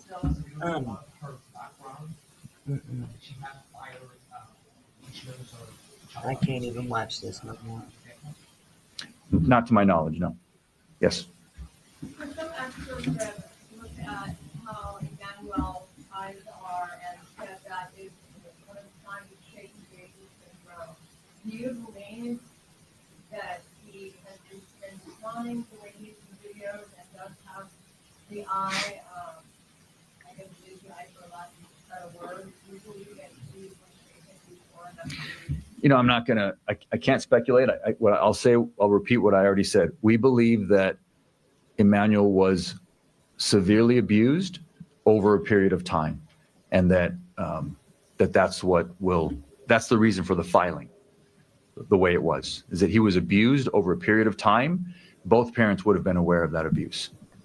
I've already called on you, so I'm going to exhaust. Yes, sir. And you've been listening to a news conference that involved both Riverside and San Bernardino County officials talking about the disappearance of that baby, little Emanuelle, 7 months old. They did mention that Emanuelle had been abused, and they believe that that abuse then led to his death. They also said that they believe they know where his remains are, but have not found them just yet. Yeah, they obviously couldn't talk a lot about this case, but to hear the details about, what happened and what happened with, the previous allegations and charges against the father, Jake, just so heartbreaking to hear. But obviously this is going to take an investigation to continue going. This is San Bernardino, Riverside County, both are on top of this. And of course, we're going to stay on top of this story as well, but we got much more to come. Stay with us. You're watching the 10 at 10. Wow. Oh, Jesus, this is too much. Too much. Well, to be continued. To be continued. All I can say is this. They gonna bust hell wide open. And that judge is too. They gonna bust hell wide open. They should be ashamed of themselves. But yeah, dude is just kicked back like, yeah, I got this. He's delusional. He delulu. He's delulu. But that judge needs to be held accountable. Most definitely.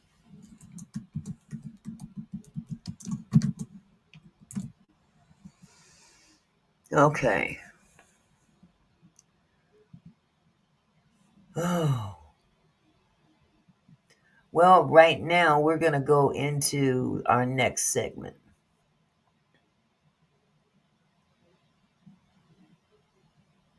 Tamar.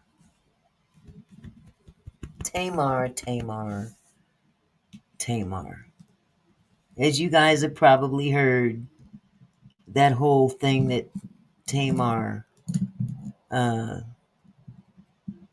came out to the media about turned out to be pretty much, is suspected to have been a lie.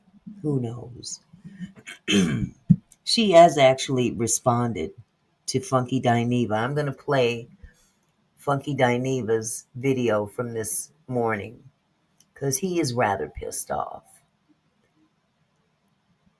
And I'll just let you guys, if you haven't already seen this, yeah.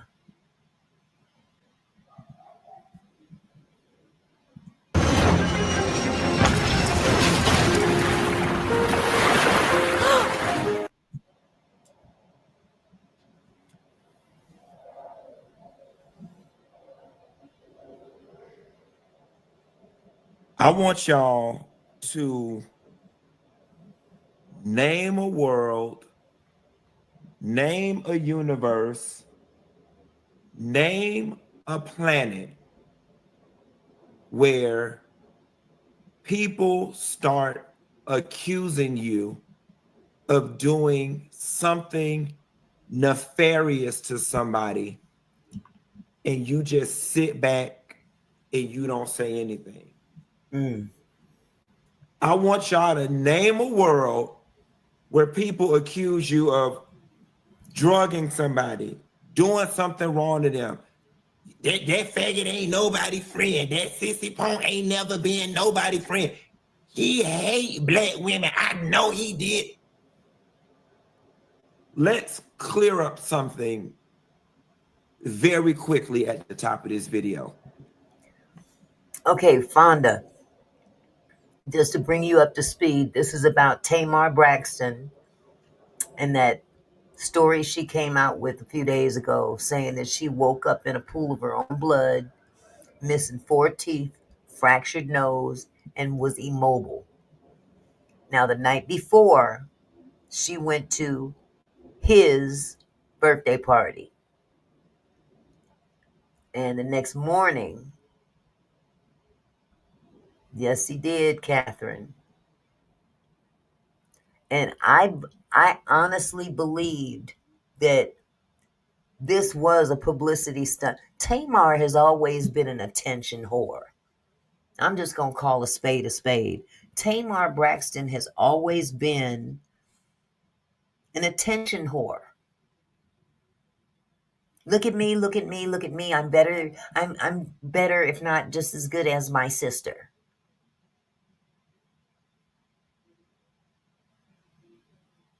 But he knew it all along. He signed the paper. What paper? That he wouldn't talk. Shame on him. I didn't hear nothing about that. What happened? Where did you hear this? Yeah, Tamar is a fluke. She is a basket case. And all this was pretty much to promote. Well, it's believed to have been fake news, Crystal. However, the way that she went about this whole thing, if it did happen, here's the question. She was so vague about some things. Where's police report?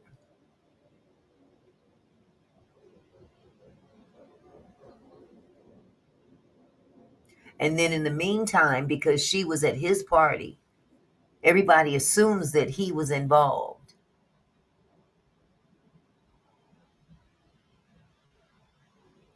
Tamar is that woman.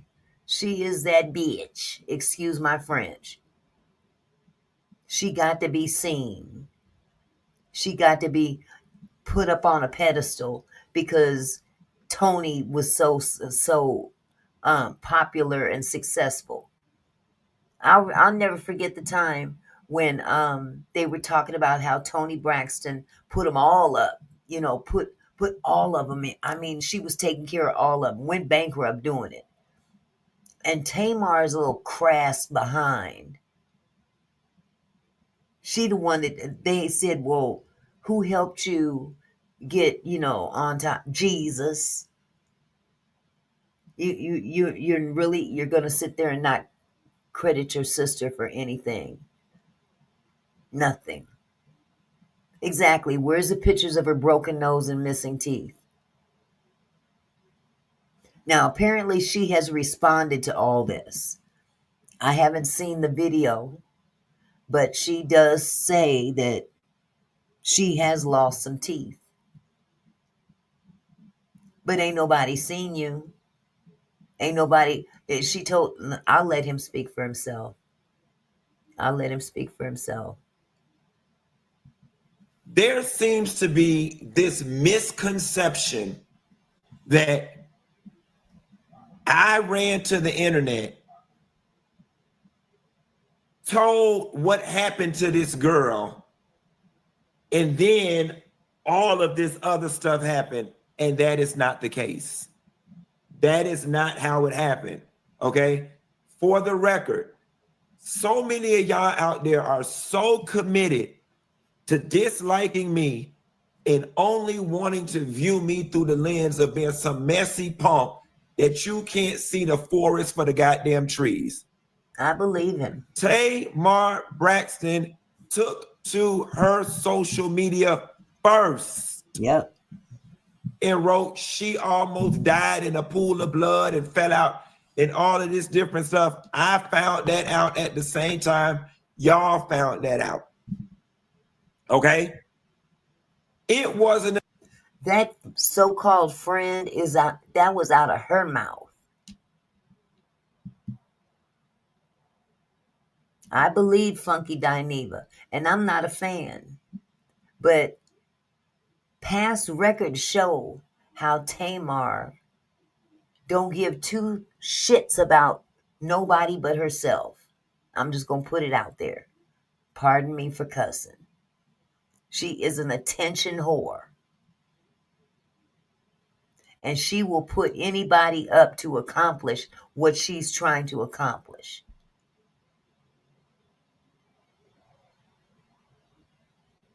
She'll turn on her own family, which she has. They can't hardly deal with her. No, I didn't hear she had a seizure. Here's the problem with the internet. Too many people come and they add their own little 2 cents to everything, and they put it out there as facts. I'm going according to what she herself put out there. This ain't no hearsay. She put this out there, that she woke up in a pool of her own blood. Now, they showed video of her at this man's birthday party, turning it up, having fun. He had to come to his own defense. No, Tony can't stand Tamar because she's a mess. She's a hot mess.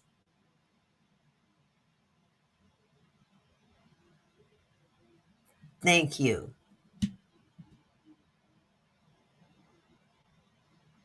Ain't no telling. Excuse me, Crystal. Ain't no telling how many people have died since this story came out. But it's funny. You haven't seen much presence of her family since this came out. There's no record of a police report. There's, she said she went to the hospital, but there's, no record of that. Now she done pissed this man off because now it appears, because the mentality of the public, they always want to look at everybody as being suspect. They want to put their own little spin on it. Oh, well, she was probably this, or oh, he was probably that. No, oh, they're trying to promote. Oh, they were in it together. Why can't it just be what it was? She herself came out with this story. I'll let him tell the story. Until I get ready to log on my show and I'm looking on the internet and everybody, oh, that junkie was with her last night. I know he did something. That's why you got to watch the friends you keep. He did. Somebody up there knows. At first, it was cute. It was just a few little comments. Big deal. I've weathered far worse storms. Then all of a sudden, it started growing legs. When I logged on to do my show, there was 7,000 people sitting in the hallway waiting. The entire chat. A distraction from what, sweetheart? Crystal, this is a distraction story, allegedly. What is it a distraction from? I'd like to understand that one.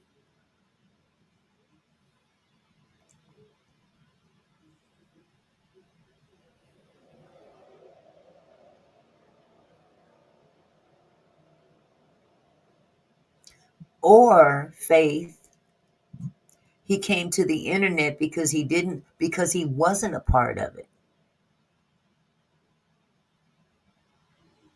Too many people want to look at things in a negative way on everybody, and I don't understand why it can't be exactly the way it was presented.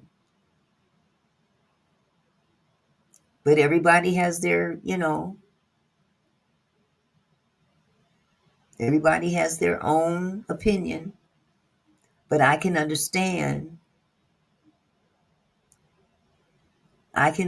why he's so adamant about making sure people understand that I'm not part of this mess. And for her to throw him under the bus the way she did by not responding, she calls him and says, "Oh, look what something happened to me. I don't even remember." So where's the person that found you? How come we ain't hearing from them?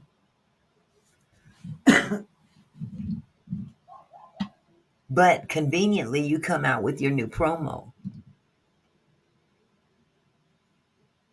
on some album and some TV show that's coming out that he's in.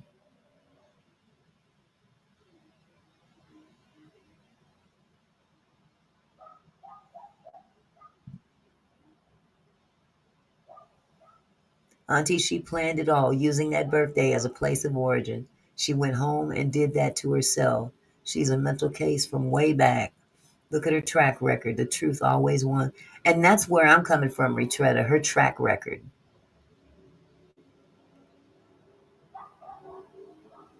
Her track record. We've watched Tamar over the years. Yes, they were faith. They were all a part of it. Wait a minute. Where'd I go? I just had that. All of those people were in it, but that doesn't mean that they were a part of this.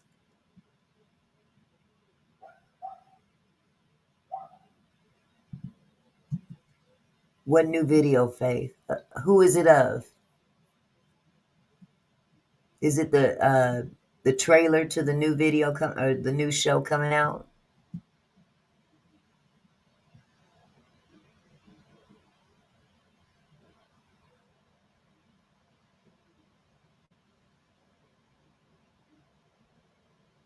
If I was Ashanti, I would find somebody else to go on tour with me. Well, maybe that was a blessing, since she has to go get her teeth fixed, supposedly, allegedly.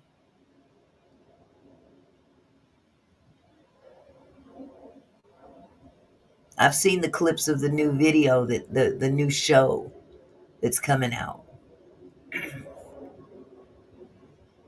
That's kind of strange that she's got Mendici as the main character, the love interest or whatever.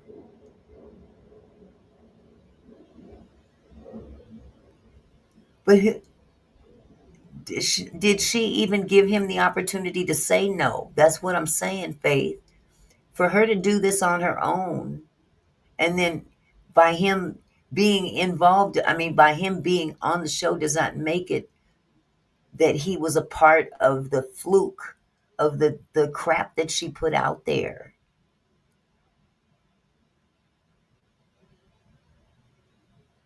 This was another publicity stunt.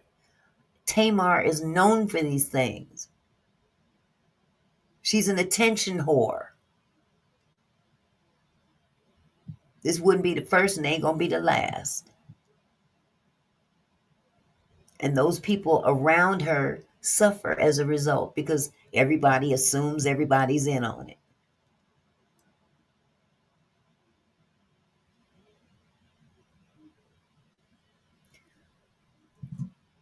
But Faith, how can he say no if he wasn't involved with the publicity stunt? He can be a part of the movie.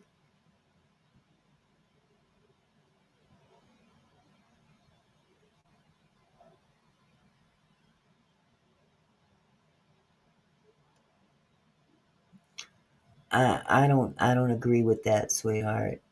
But again, everybody's entitled to their own opinion. Said, Tamar, tell us what happened to Tamar. Tell us what you did to Tamar. Tamar, you know what we want to talk about. he want to talk about everything except Tamar. I wanted to avoid everything with Tamar because y'all kept hounding me. Tamar, Tamar, Tamar. My response was, I don't know what happened to the lady. All I know is the lady called me and asked me for Dr. Heavenly phone number because she said 4 teeth was missing. I don't know what happened to the lady. At the point in which I said, I don't know what happened to the lady, Tamar had already told far worse, that she had woke up and almost was in a pool of blood and all of this type of stuff. So y'all got it twisted, all right? So that was that. I'm thinking I'm clearing it up, all right? Now listen, maybe there's a world where I shouldn't have even said that. But there damn sure was not finna be a world where I was finna let the internet start crafting this narrative that I did something to this damn girl. Okay, so I'm in Miami, tootsie rolling and having a good time. All of a sudden, stories start dropping. Funky Dineva tried to unalive Tamar. I send this to her. I send it to her. And I write, girl, this thing is starting to grow legs. And she writes back,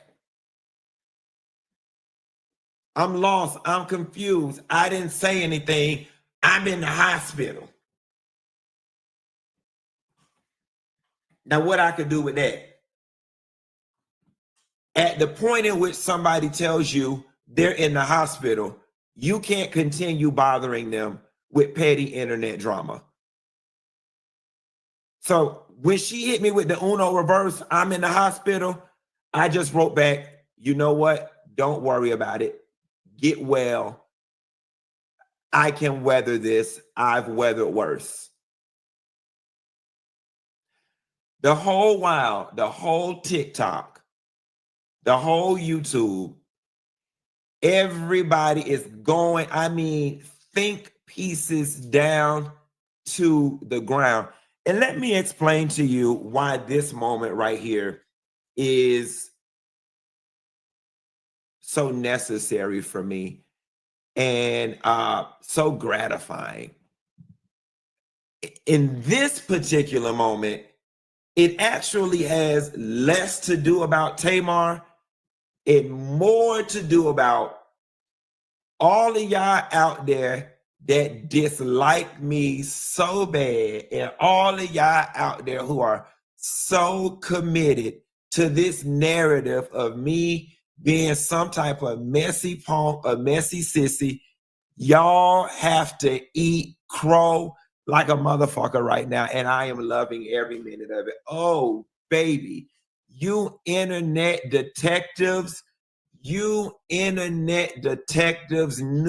all the ins and outs of everything, and y'all just knew what the hell was going on. And the whole time, baby, I was in my bed. It's somewhere in Miami. Y'all knew every damn thing.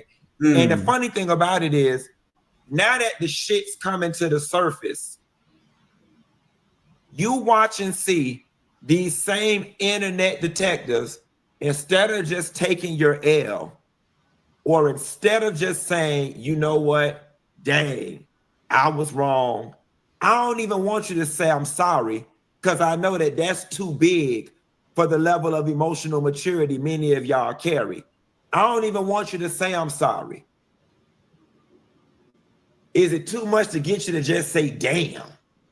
It's a dance, Don. Because y'all sat up and assassinated the shit out of my character over the weekend, when all in all, I'm just as clueless to the whole situation as y'all are. So over the weekend, after she said, I'm in the hospital, I said, you know what?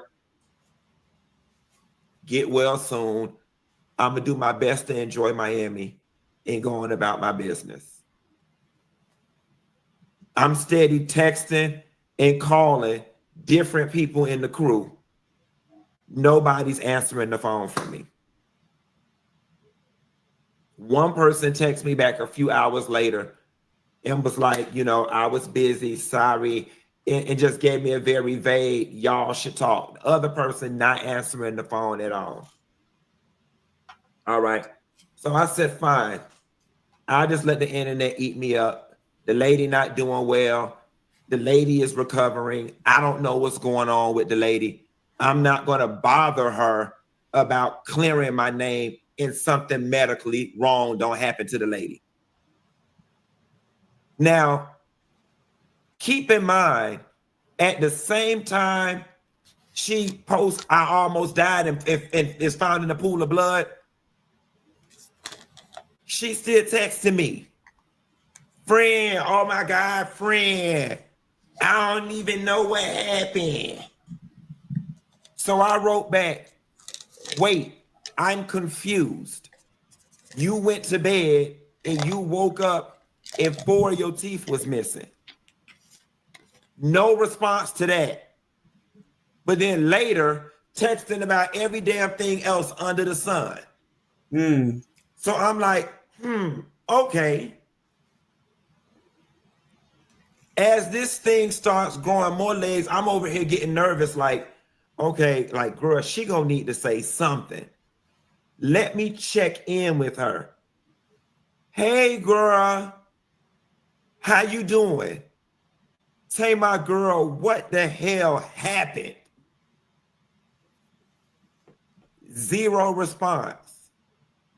But you all in your Instagram stories posting cryptic messages and posting messages and whatnot, so you see your phone. And just like every other adult and every other entertainer and every other person that got a project coming out, you're glued to the blogs. So you see, and because I know you and I know how much you dig in the comments and you concerned about what people say about you, you see what these people out here doing to me. That faggot ain't nobody friend. That sissy punk ain't never been nobody friend.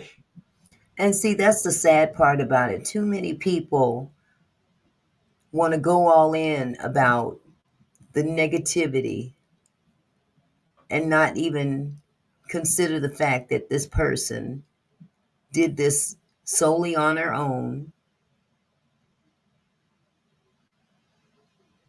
Solely on her own. Now, you can believe what you want to believe, but let's just say the possibility is still there.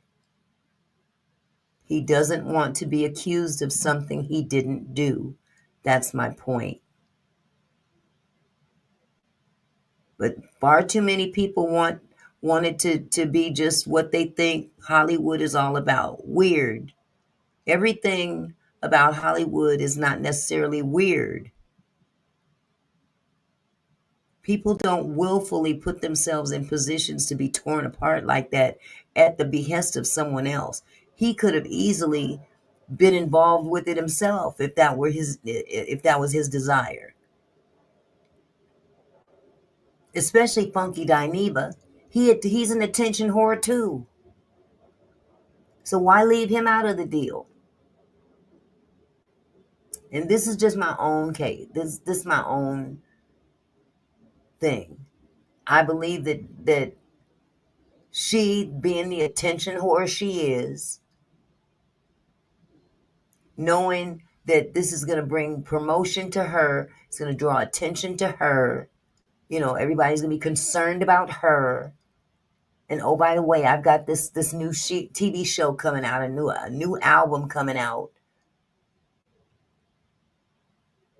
And he's guilty by association.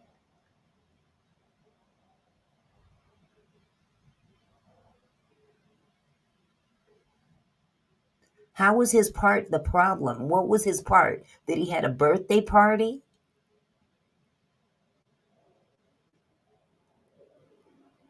And I agree with them. A lot of it's not always the celebrities that are doing the most. It's the people in the blogs, in the chats, coming up with their own conclusions. And he's not the only one in the project.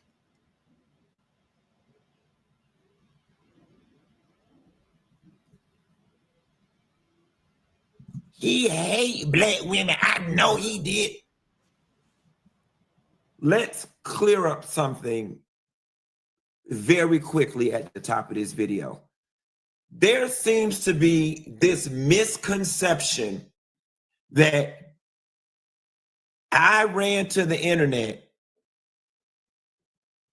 told what happened to this girl, and then all of this other stuff happened, and that is not the case. That is not how it happened, okay? For the record, so many of y'all out there are so committed to disliking me and only wanting to view me through the lens of being some messy punk that you can't see the forest for the goddamn trees. Tamar Braxton took to her social media first and wrote she almost died in a pool of blood and fell out and all of this different stuff. I found that out at the same time y'all found that out. Okay? It wasn't until I get ready to log on my show and I'm looking on the internet and everybody, oh, that junkie was with her last night. I know he did something.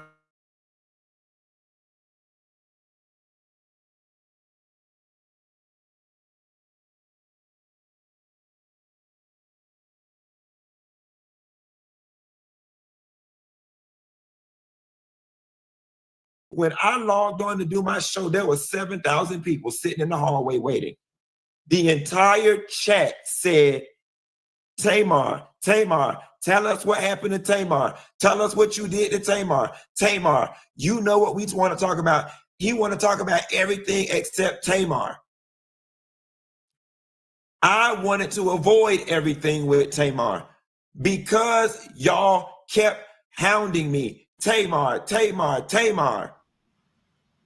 My response was, I don't know what happened to the lady.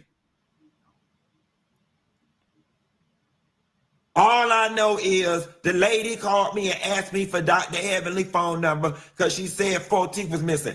I don't know what happened to the lady. At the point in which I said, I don't know what happened to the lady, Tamar had already told far worse that she had woke up and almost was in a pool of blood and all of this type of stuff. So y'all got it twisted, all right? So that was that. I'm thinking I'm clearing it up, all right? Now listen, maybe there's a world where I shouldn't have even said that. But there damn sure was not finna be a world where I was finna let the internet start crafting this narrative that I did something to this damn girl. Thank you. Okay, so I'm in Miami, Tootsie rolling and having a good time. All of a sudden, stories start dropping. Funky Dineva tried to unalive Tamar. I send this to her. I send it to her. And I write, girl, this thing is starting to grow legs. And she writes back, I'm lost, I'm confused, I didn't say anything, I'm in the hospital. Now what I could do with that?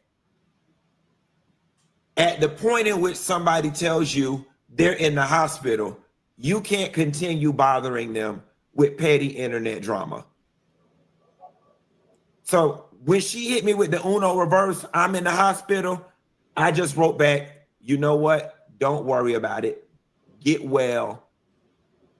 I can weather this. I've weathered worse.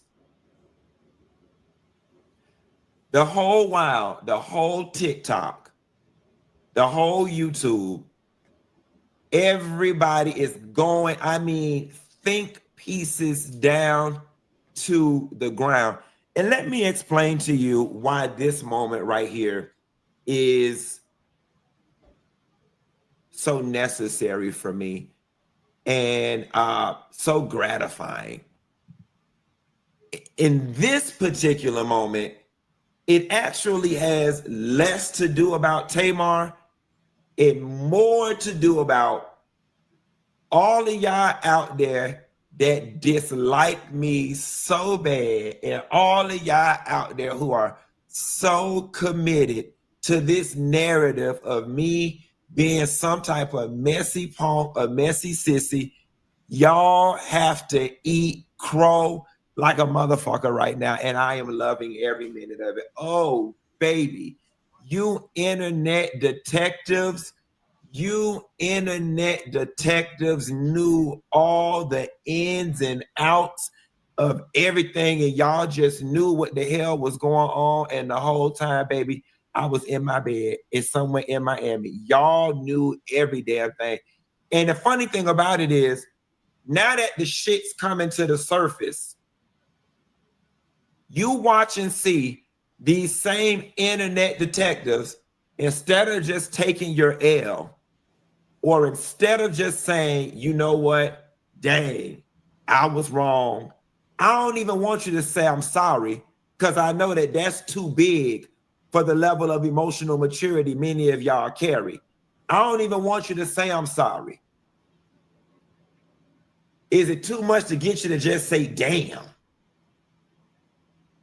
I mean, because y'all sat up and assassinated the shit out of my character over the weekend, when all in all, I'm just as clueless to the whole situation as y'all are. So over the weekend, after she said, I'm in the hospital, I said, you know what? Get well soon. I'm gonna do my best to enjoy Miami and going about my business. I'm steady texting and calling different people in the crew. Nobody's answering the phone for me. One person texted me back a few hours later and was like, you know, I was busy, sorry, and just gave me a very vague, y'all should talk. The other person not answering the phone at all. All right. So I said, fine.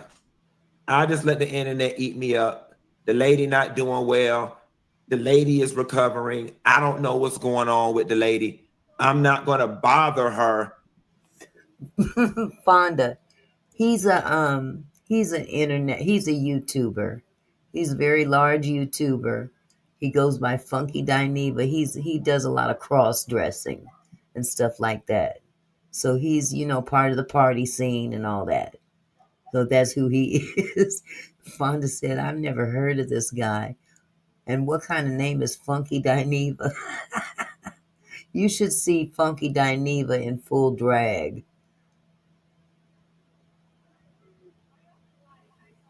Well, Barbara, the reason he's very adamant about this is because he's being accused of doing something to her. And then she ghosts him and lets him get dragged through the internet.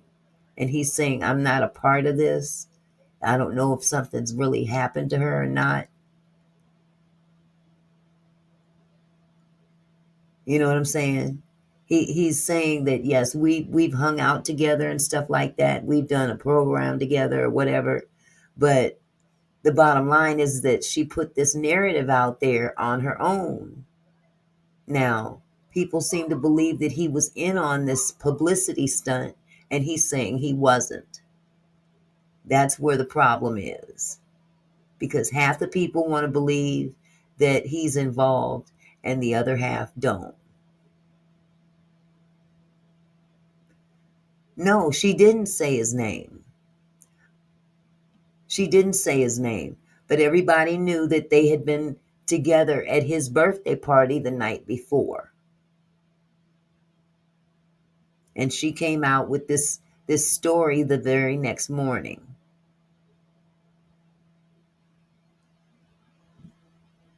So the bottom line is this: whose publicity stunt is it? Now, people gonna believe what they want to believe. I don't have a problem saying I don't believe that he was involved with this publicity stunt. And yes, it is a hot mess. Because Tamar is a hot mess. She's got a track record of being a hot mess.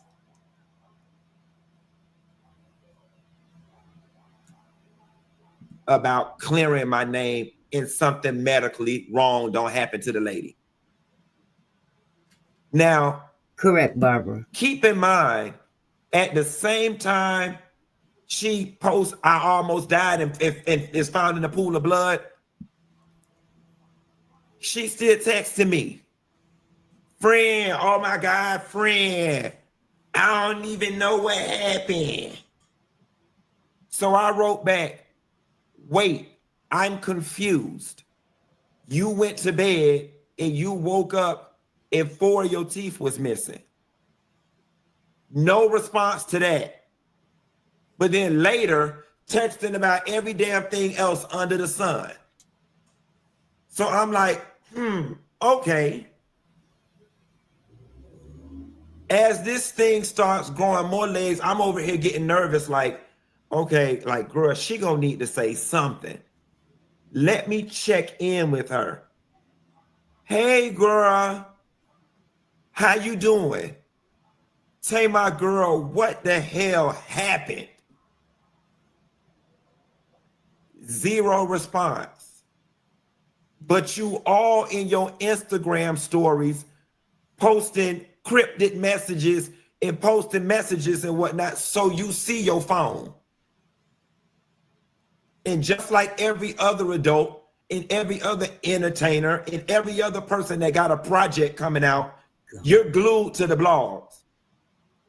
So you see, and because I know you and I know how much you dig in the comments and you concerned about what people say about you, you see what these people out here doing to me. You see what these people out here doing to me. And you just ain't gonna say nothing.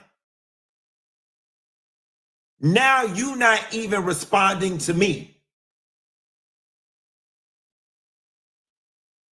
At a minimum, had you would have wrote, friend, I'm fine. Just let it ride. We'll talk later. I'd have been fine with it. Let me just be in on it. Or maybe if there's nothing to be in on, the fact that you were willing to just sit back and let me be collateral damage and all of this, even if you didn't want to say nothing publicly, you could have said something privately. Like, damn, friend, you caught up. The whole while I'm being accused of not being a friend to you. I'm being accused of being a messy sissy that ran to the internet to tell your business when that's not even how it happened. The whole while, even then and even now, I'm holding on to your business. I'm trying to protect you medically. I'm trying to protect you romantically. Even in this moment, I'm trying to protect you medically. I'm trying to protect you romantically, but you're not finna play with me.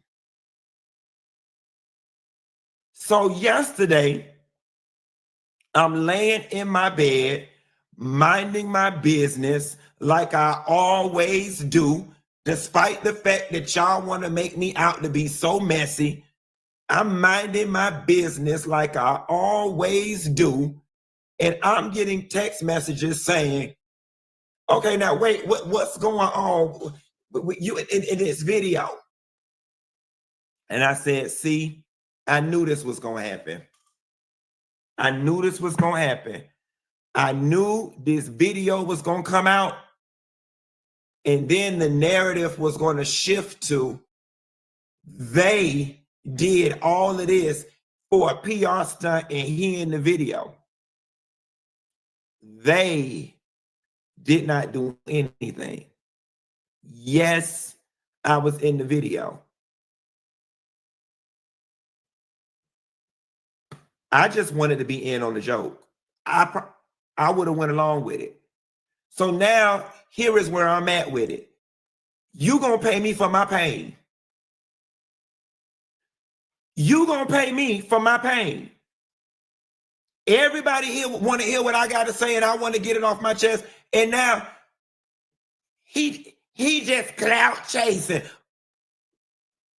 This is the clout chase part, because now I'm finna make my money off the situation. Since we promoting albums and everybody only care about they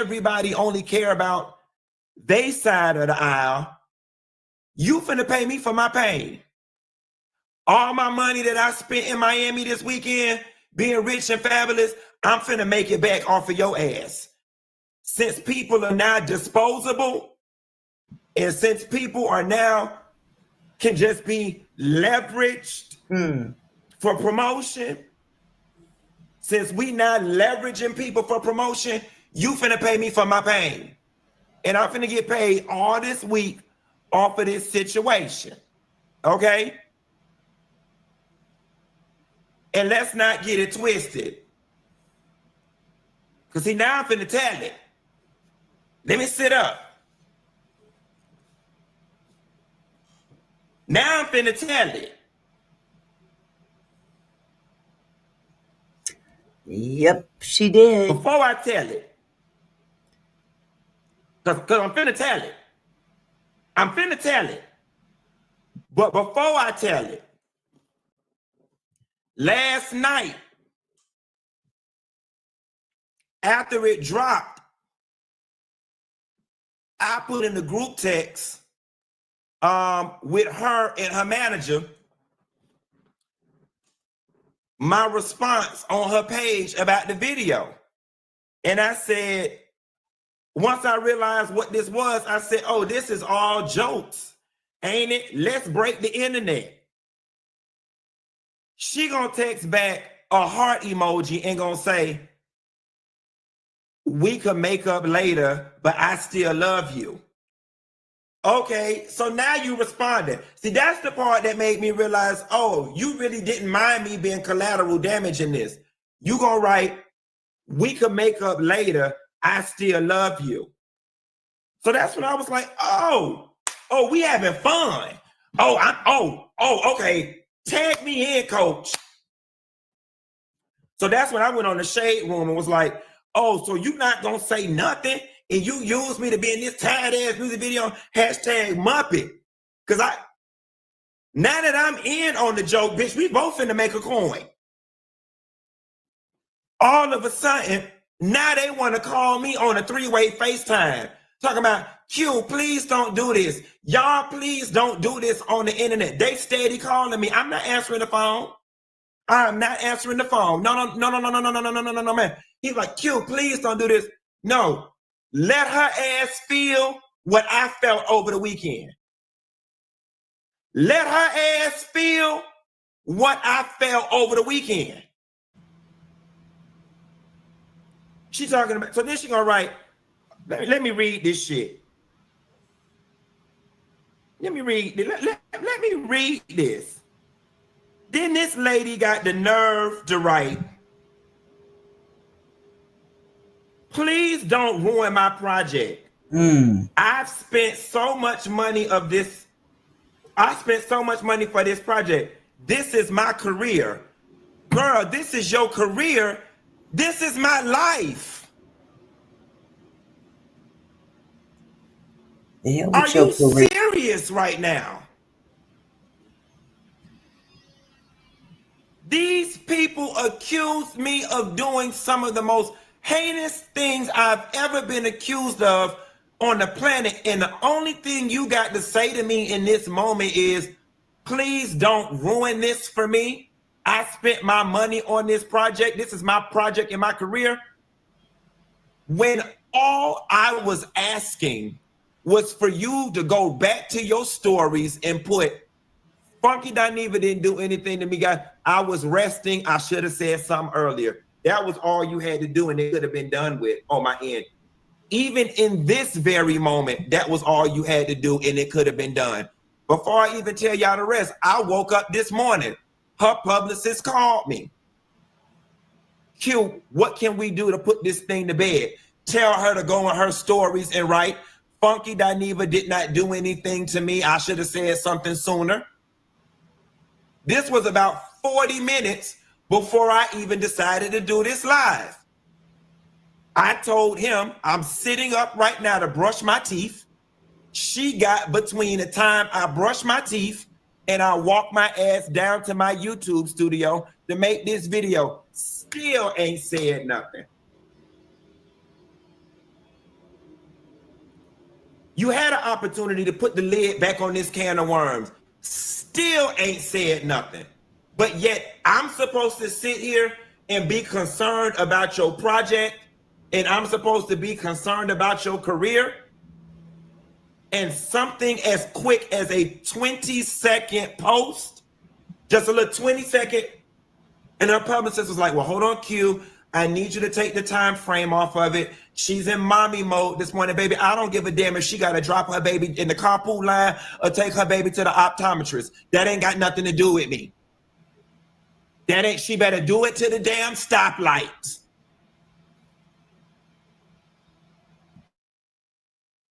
It take 20 seconds to say, y'all leave him alone. That's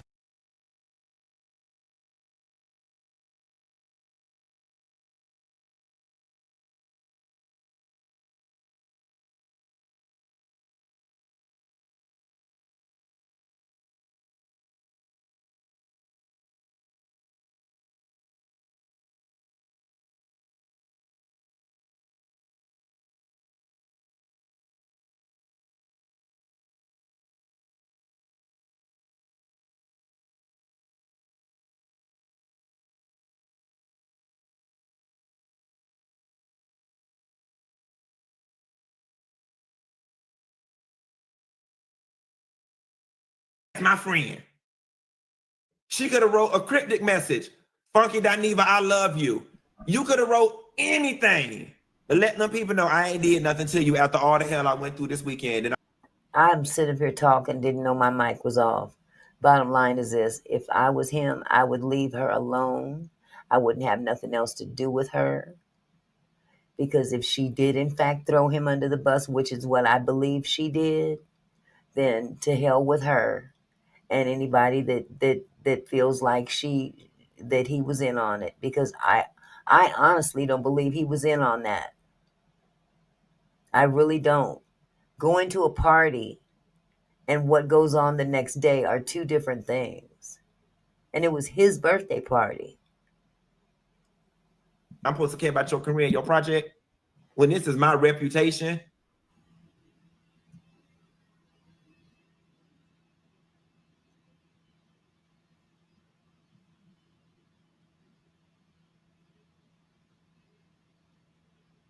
Support me. Don't say anything. You got offended because of what you said, not because of anything I said. Now, I'm going to back up. There is some truth to that. She never once said my name. She never once said my name. And in hindsight, I'm going to be honest. And in hindsight, perhaps if I didn't make the video saying I didn't know what happened to the lady, it may not have garnered the amount of attention that it garnered. I accept and I acknowledge that in hindsight. However, it doesn't change the fact that there was tons and tons and tons of people saying I did something to you and asking me about it. You was the last person seen with her. You was the last person seen with her. I almost died in the hospital fighting for my life for 4 days. Finally, I got tired of it and I wrote, you cannot be serious after what I endured this weekend. Girl, fuck you.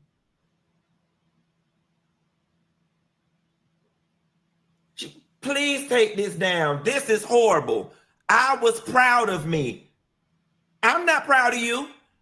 How you gonna be proud of you and I'm getting ate up in the process, sis?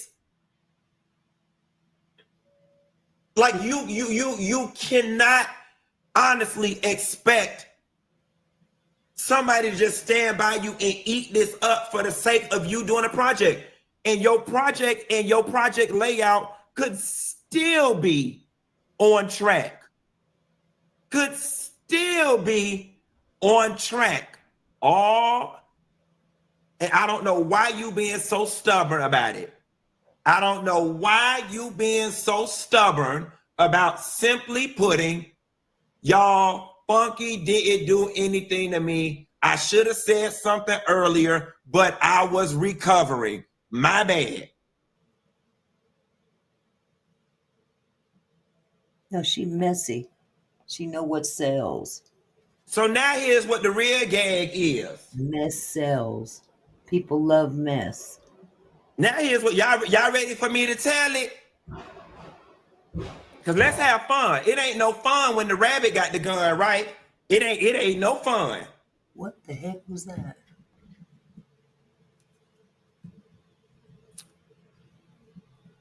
Hold on. Did y'all hear that noise?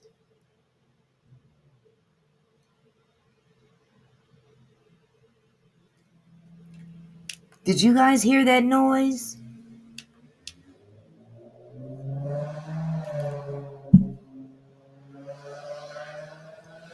Put a 1 in the chat if you heard that noise outside. I think there was an accident outside my house.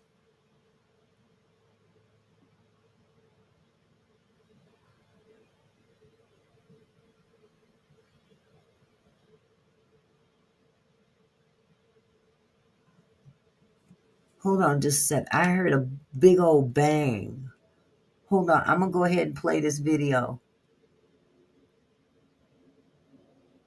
Okay. Let me play this video. I'm going to go check and see if there's an accident out here.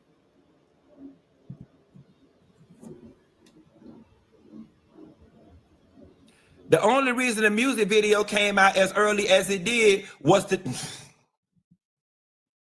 And even in this moment, I still don't have the heart to do it to you.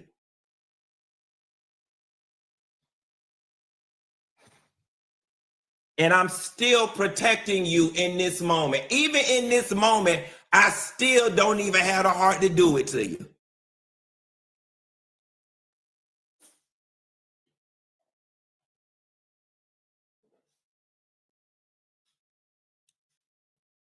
All I'm asking is for you to simply say, Funky Dineva had nothing to do with it. I should have said something earlier. I didn't see it. I was resting and recovering. And all of this could be water under the bridge as far as I'm concerned. I would take it down. I won't speak on. But until it happened, and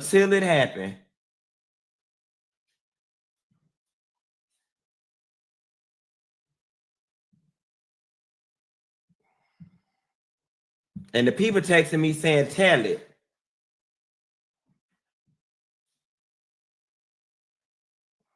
The people, Tamar, all you got to do is make it right.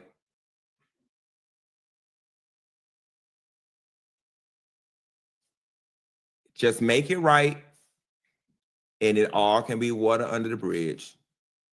All I'm asking is that you make it right. That's it. That's it. All I'm asking is you make it right. The same way you wrote that crap in your stories that started this storm is the same way you can write, Funky Dineva did not do anything to me. I should have said something sooner, and it could be done. I suggest you and your team do it, and you do it moving before I tell it. For real, for real. Tell it. I'll say. Okay, well, either way it go, it is, you right about that, Faith. It is a hot, shitty mess. It really is. But that's, this point, that's neither here nor there. That wasn't an accident outside, by the way. I don't know what it was, but it ain't nothing out there. It was a big old noise, though. I'm glad it wasn't an accident, because we had a bad one out there last week. You could hear it all through the house. But anyway, I hope they get it together. I'm sure this thing is going to keep going. But yeah, Tamar. Okay, Faith said he came on live to help beef up the publicity stunt that went wrong, and he didn't like it because he saw how people didn't like him, how he's mad.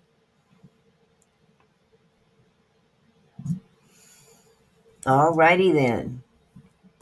Well, y'all, I'm gonna shut this live down. That's all I can say. I'm gonna shut this live down, and hopefully we will have some answers tomorrow. Not necessarily with the Funky Diva thing, but I do want to hear more about this baby, the baby's case, because that's an even bigger story.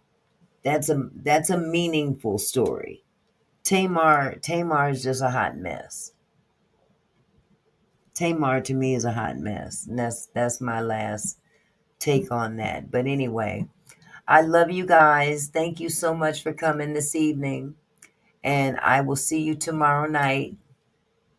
God bless you. Bye-bye. Hey, Mickey.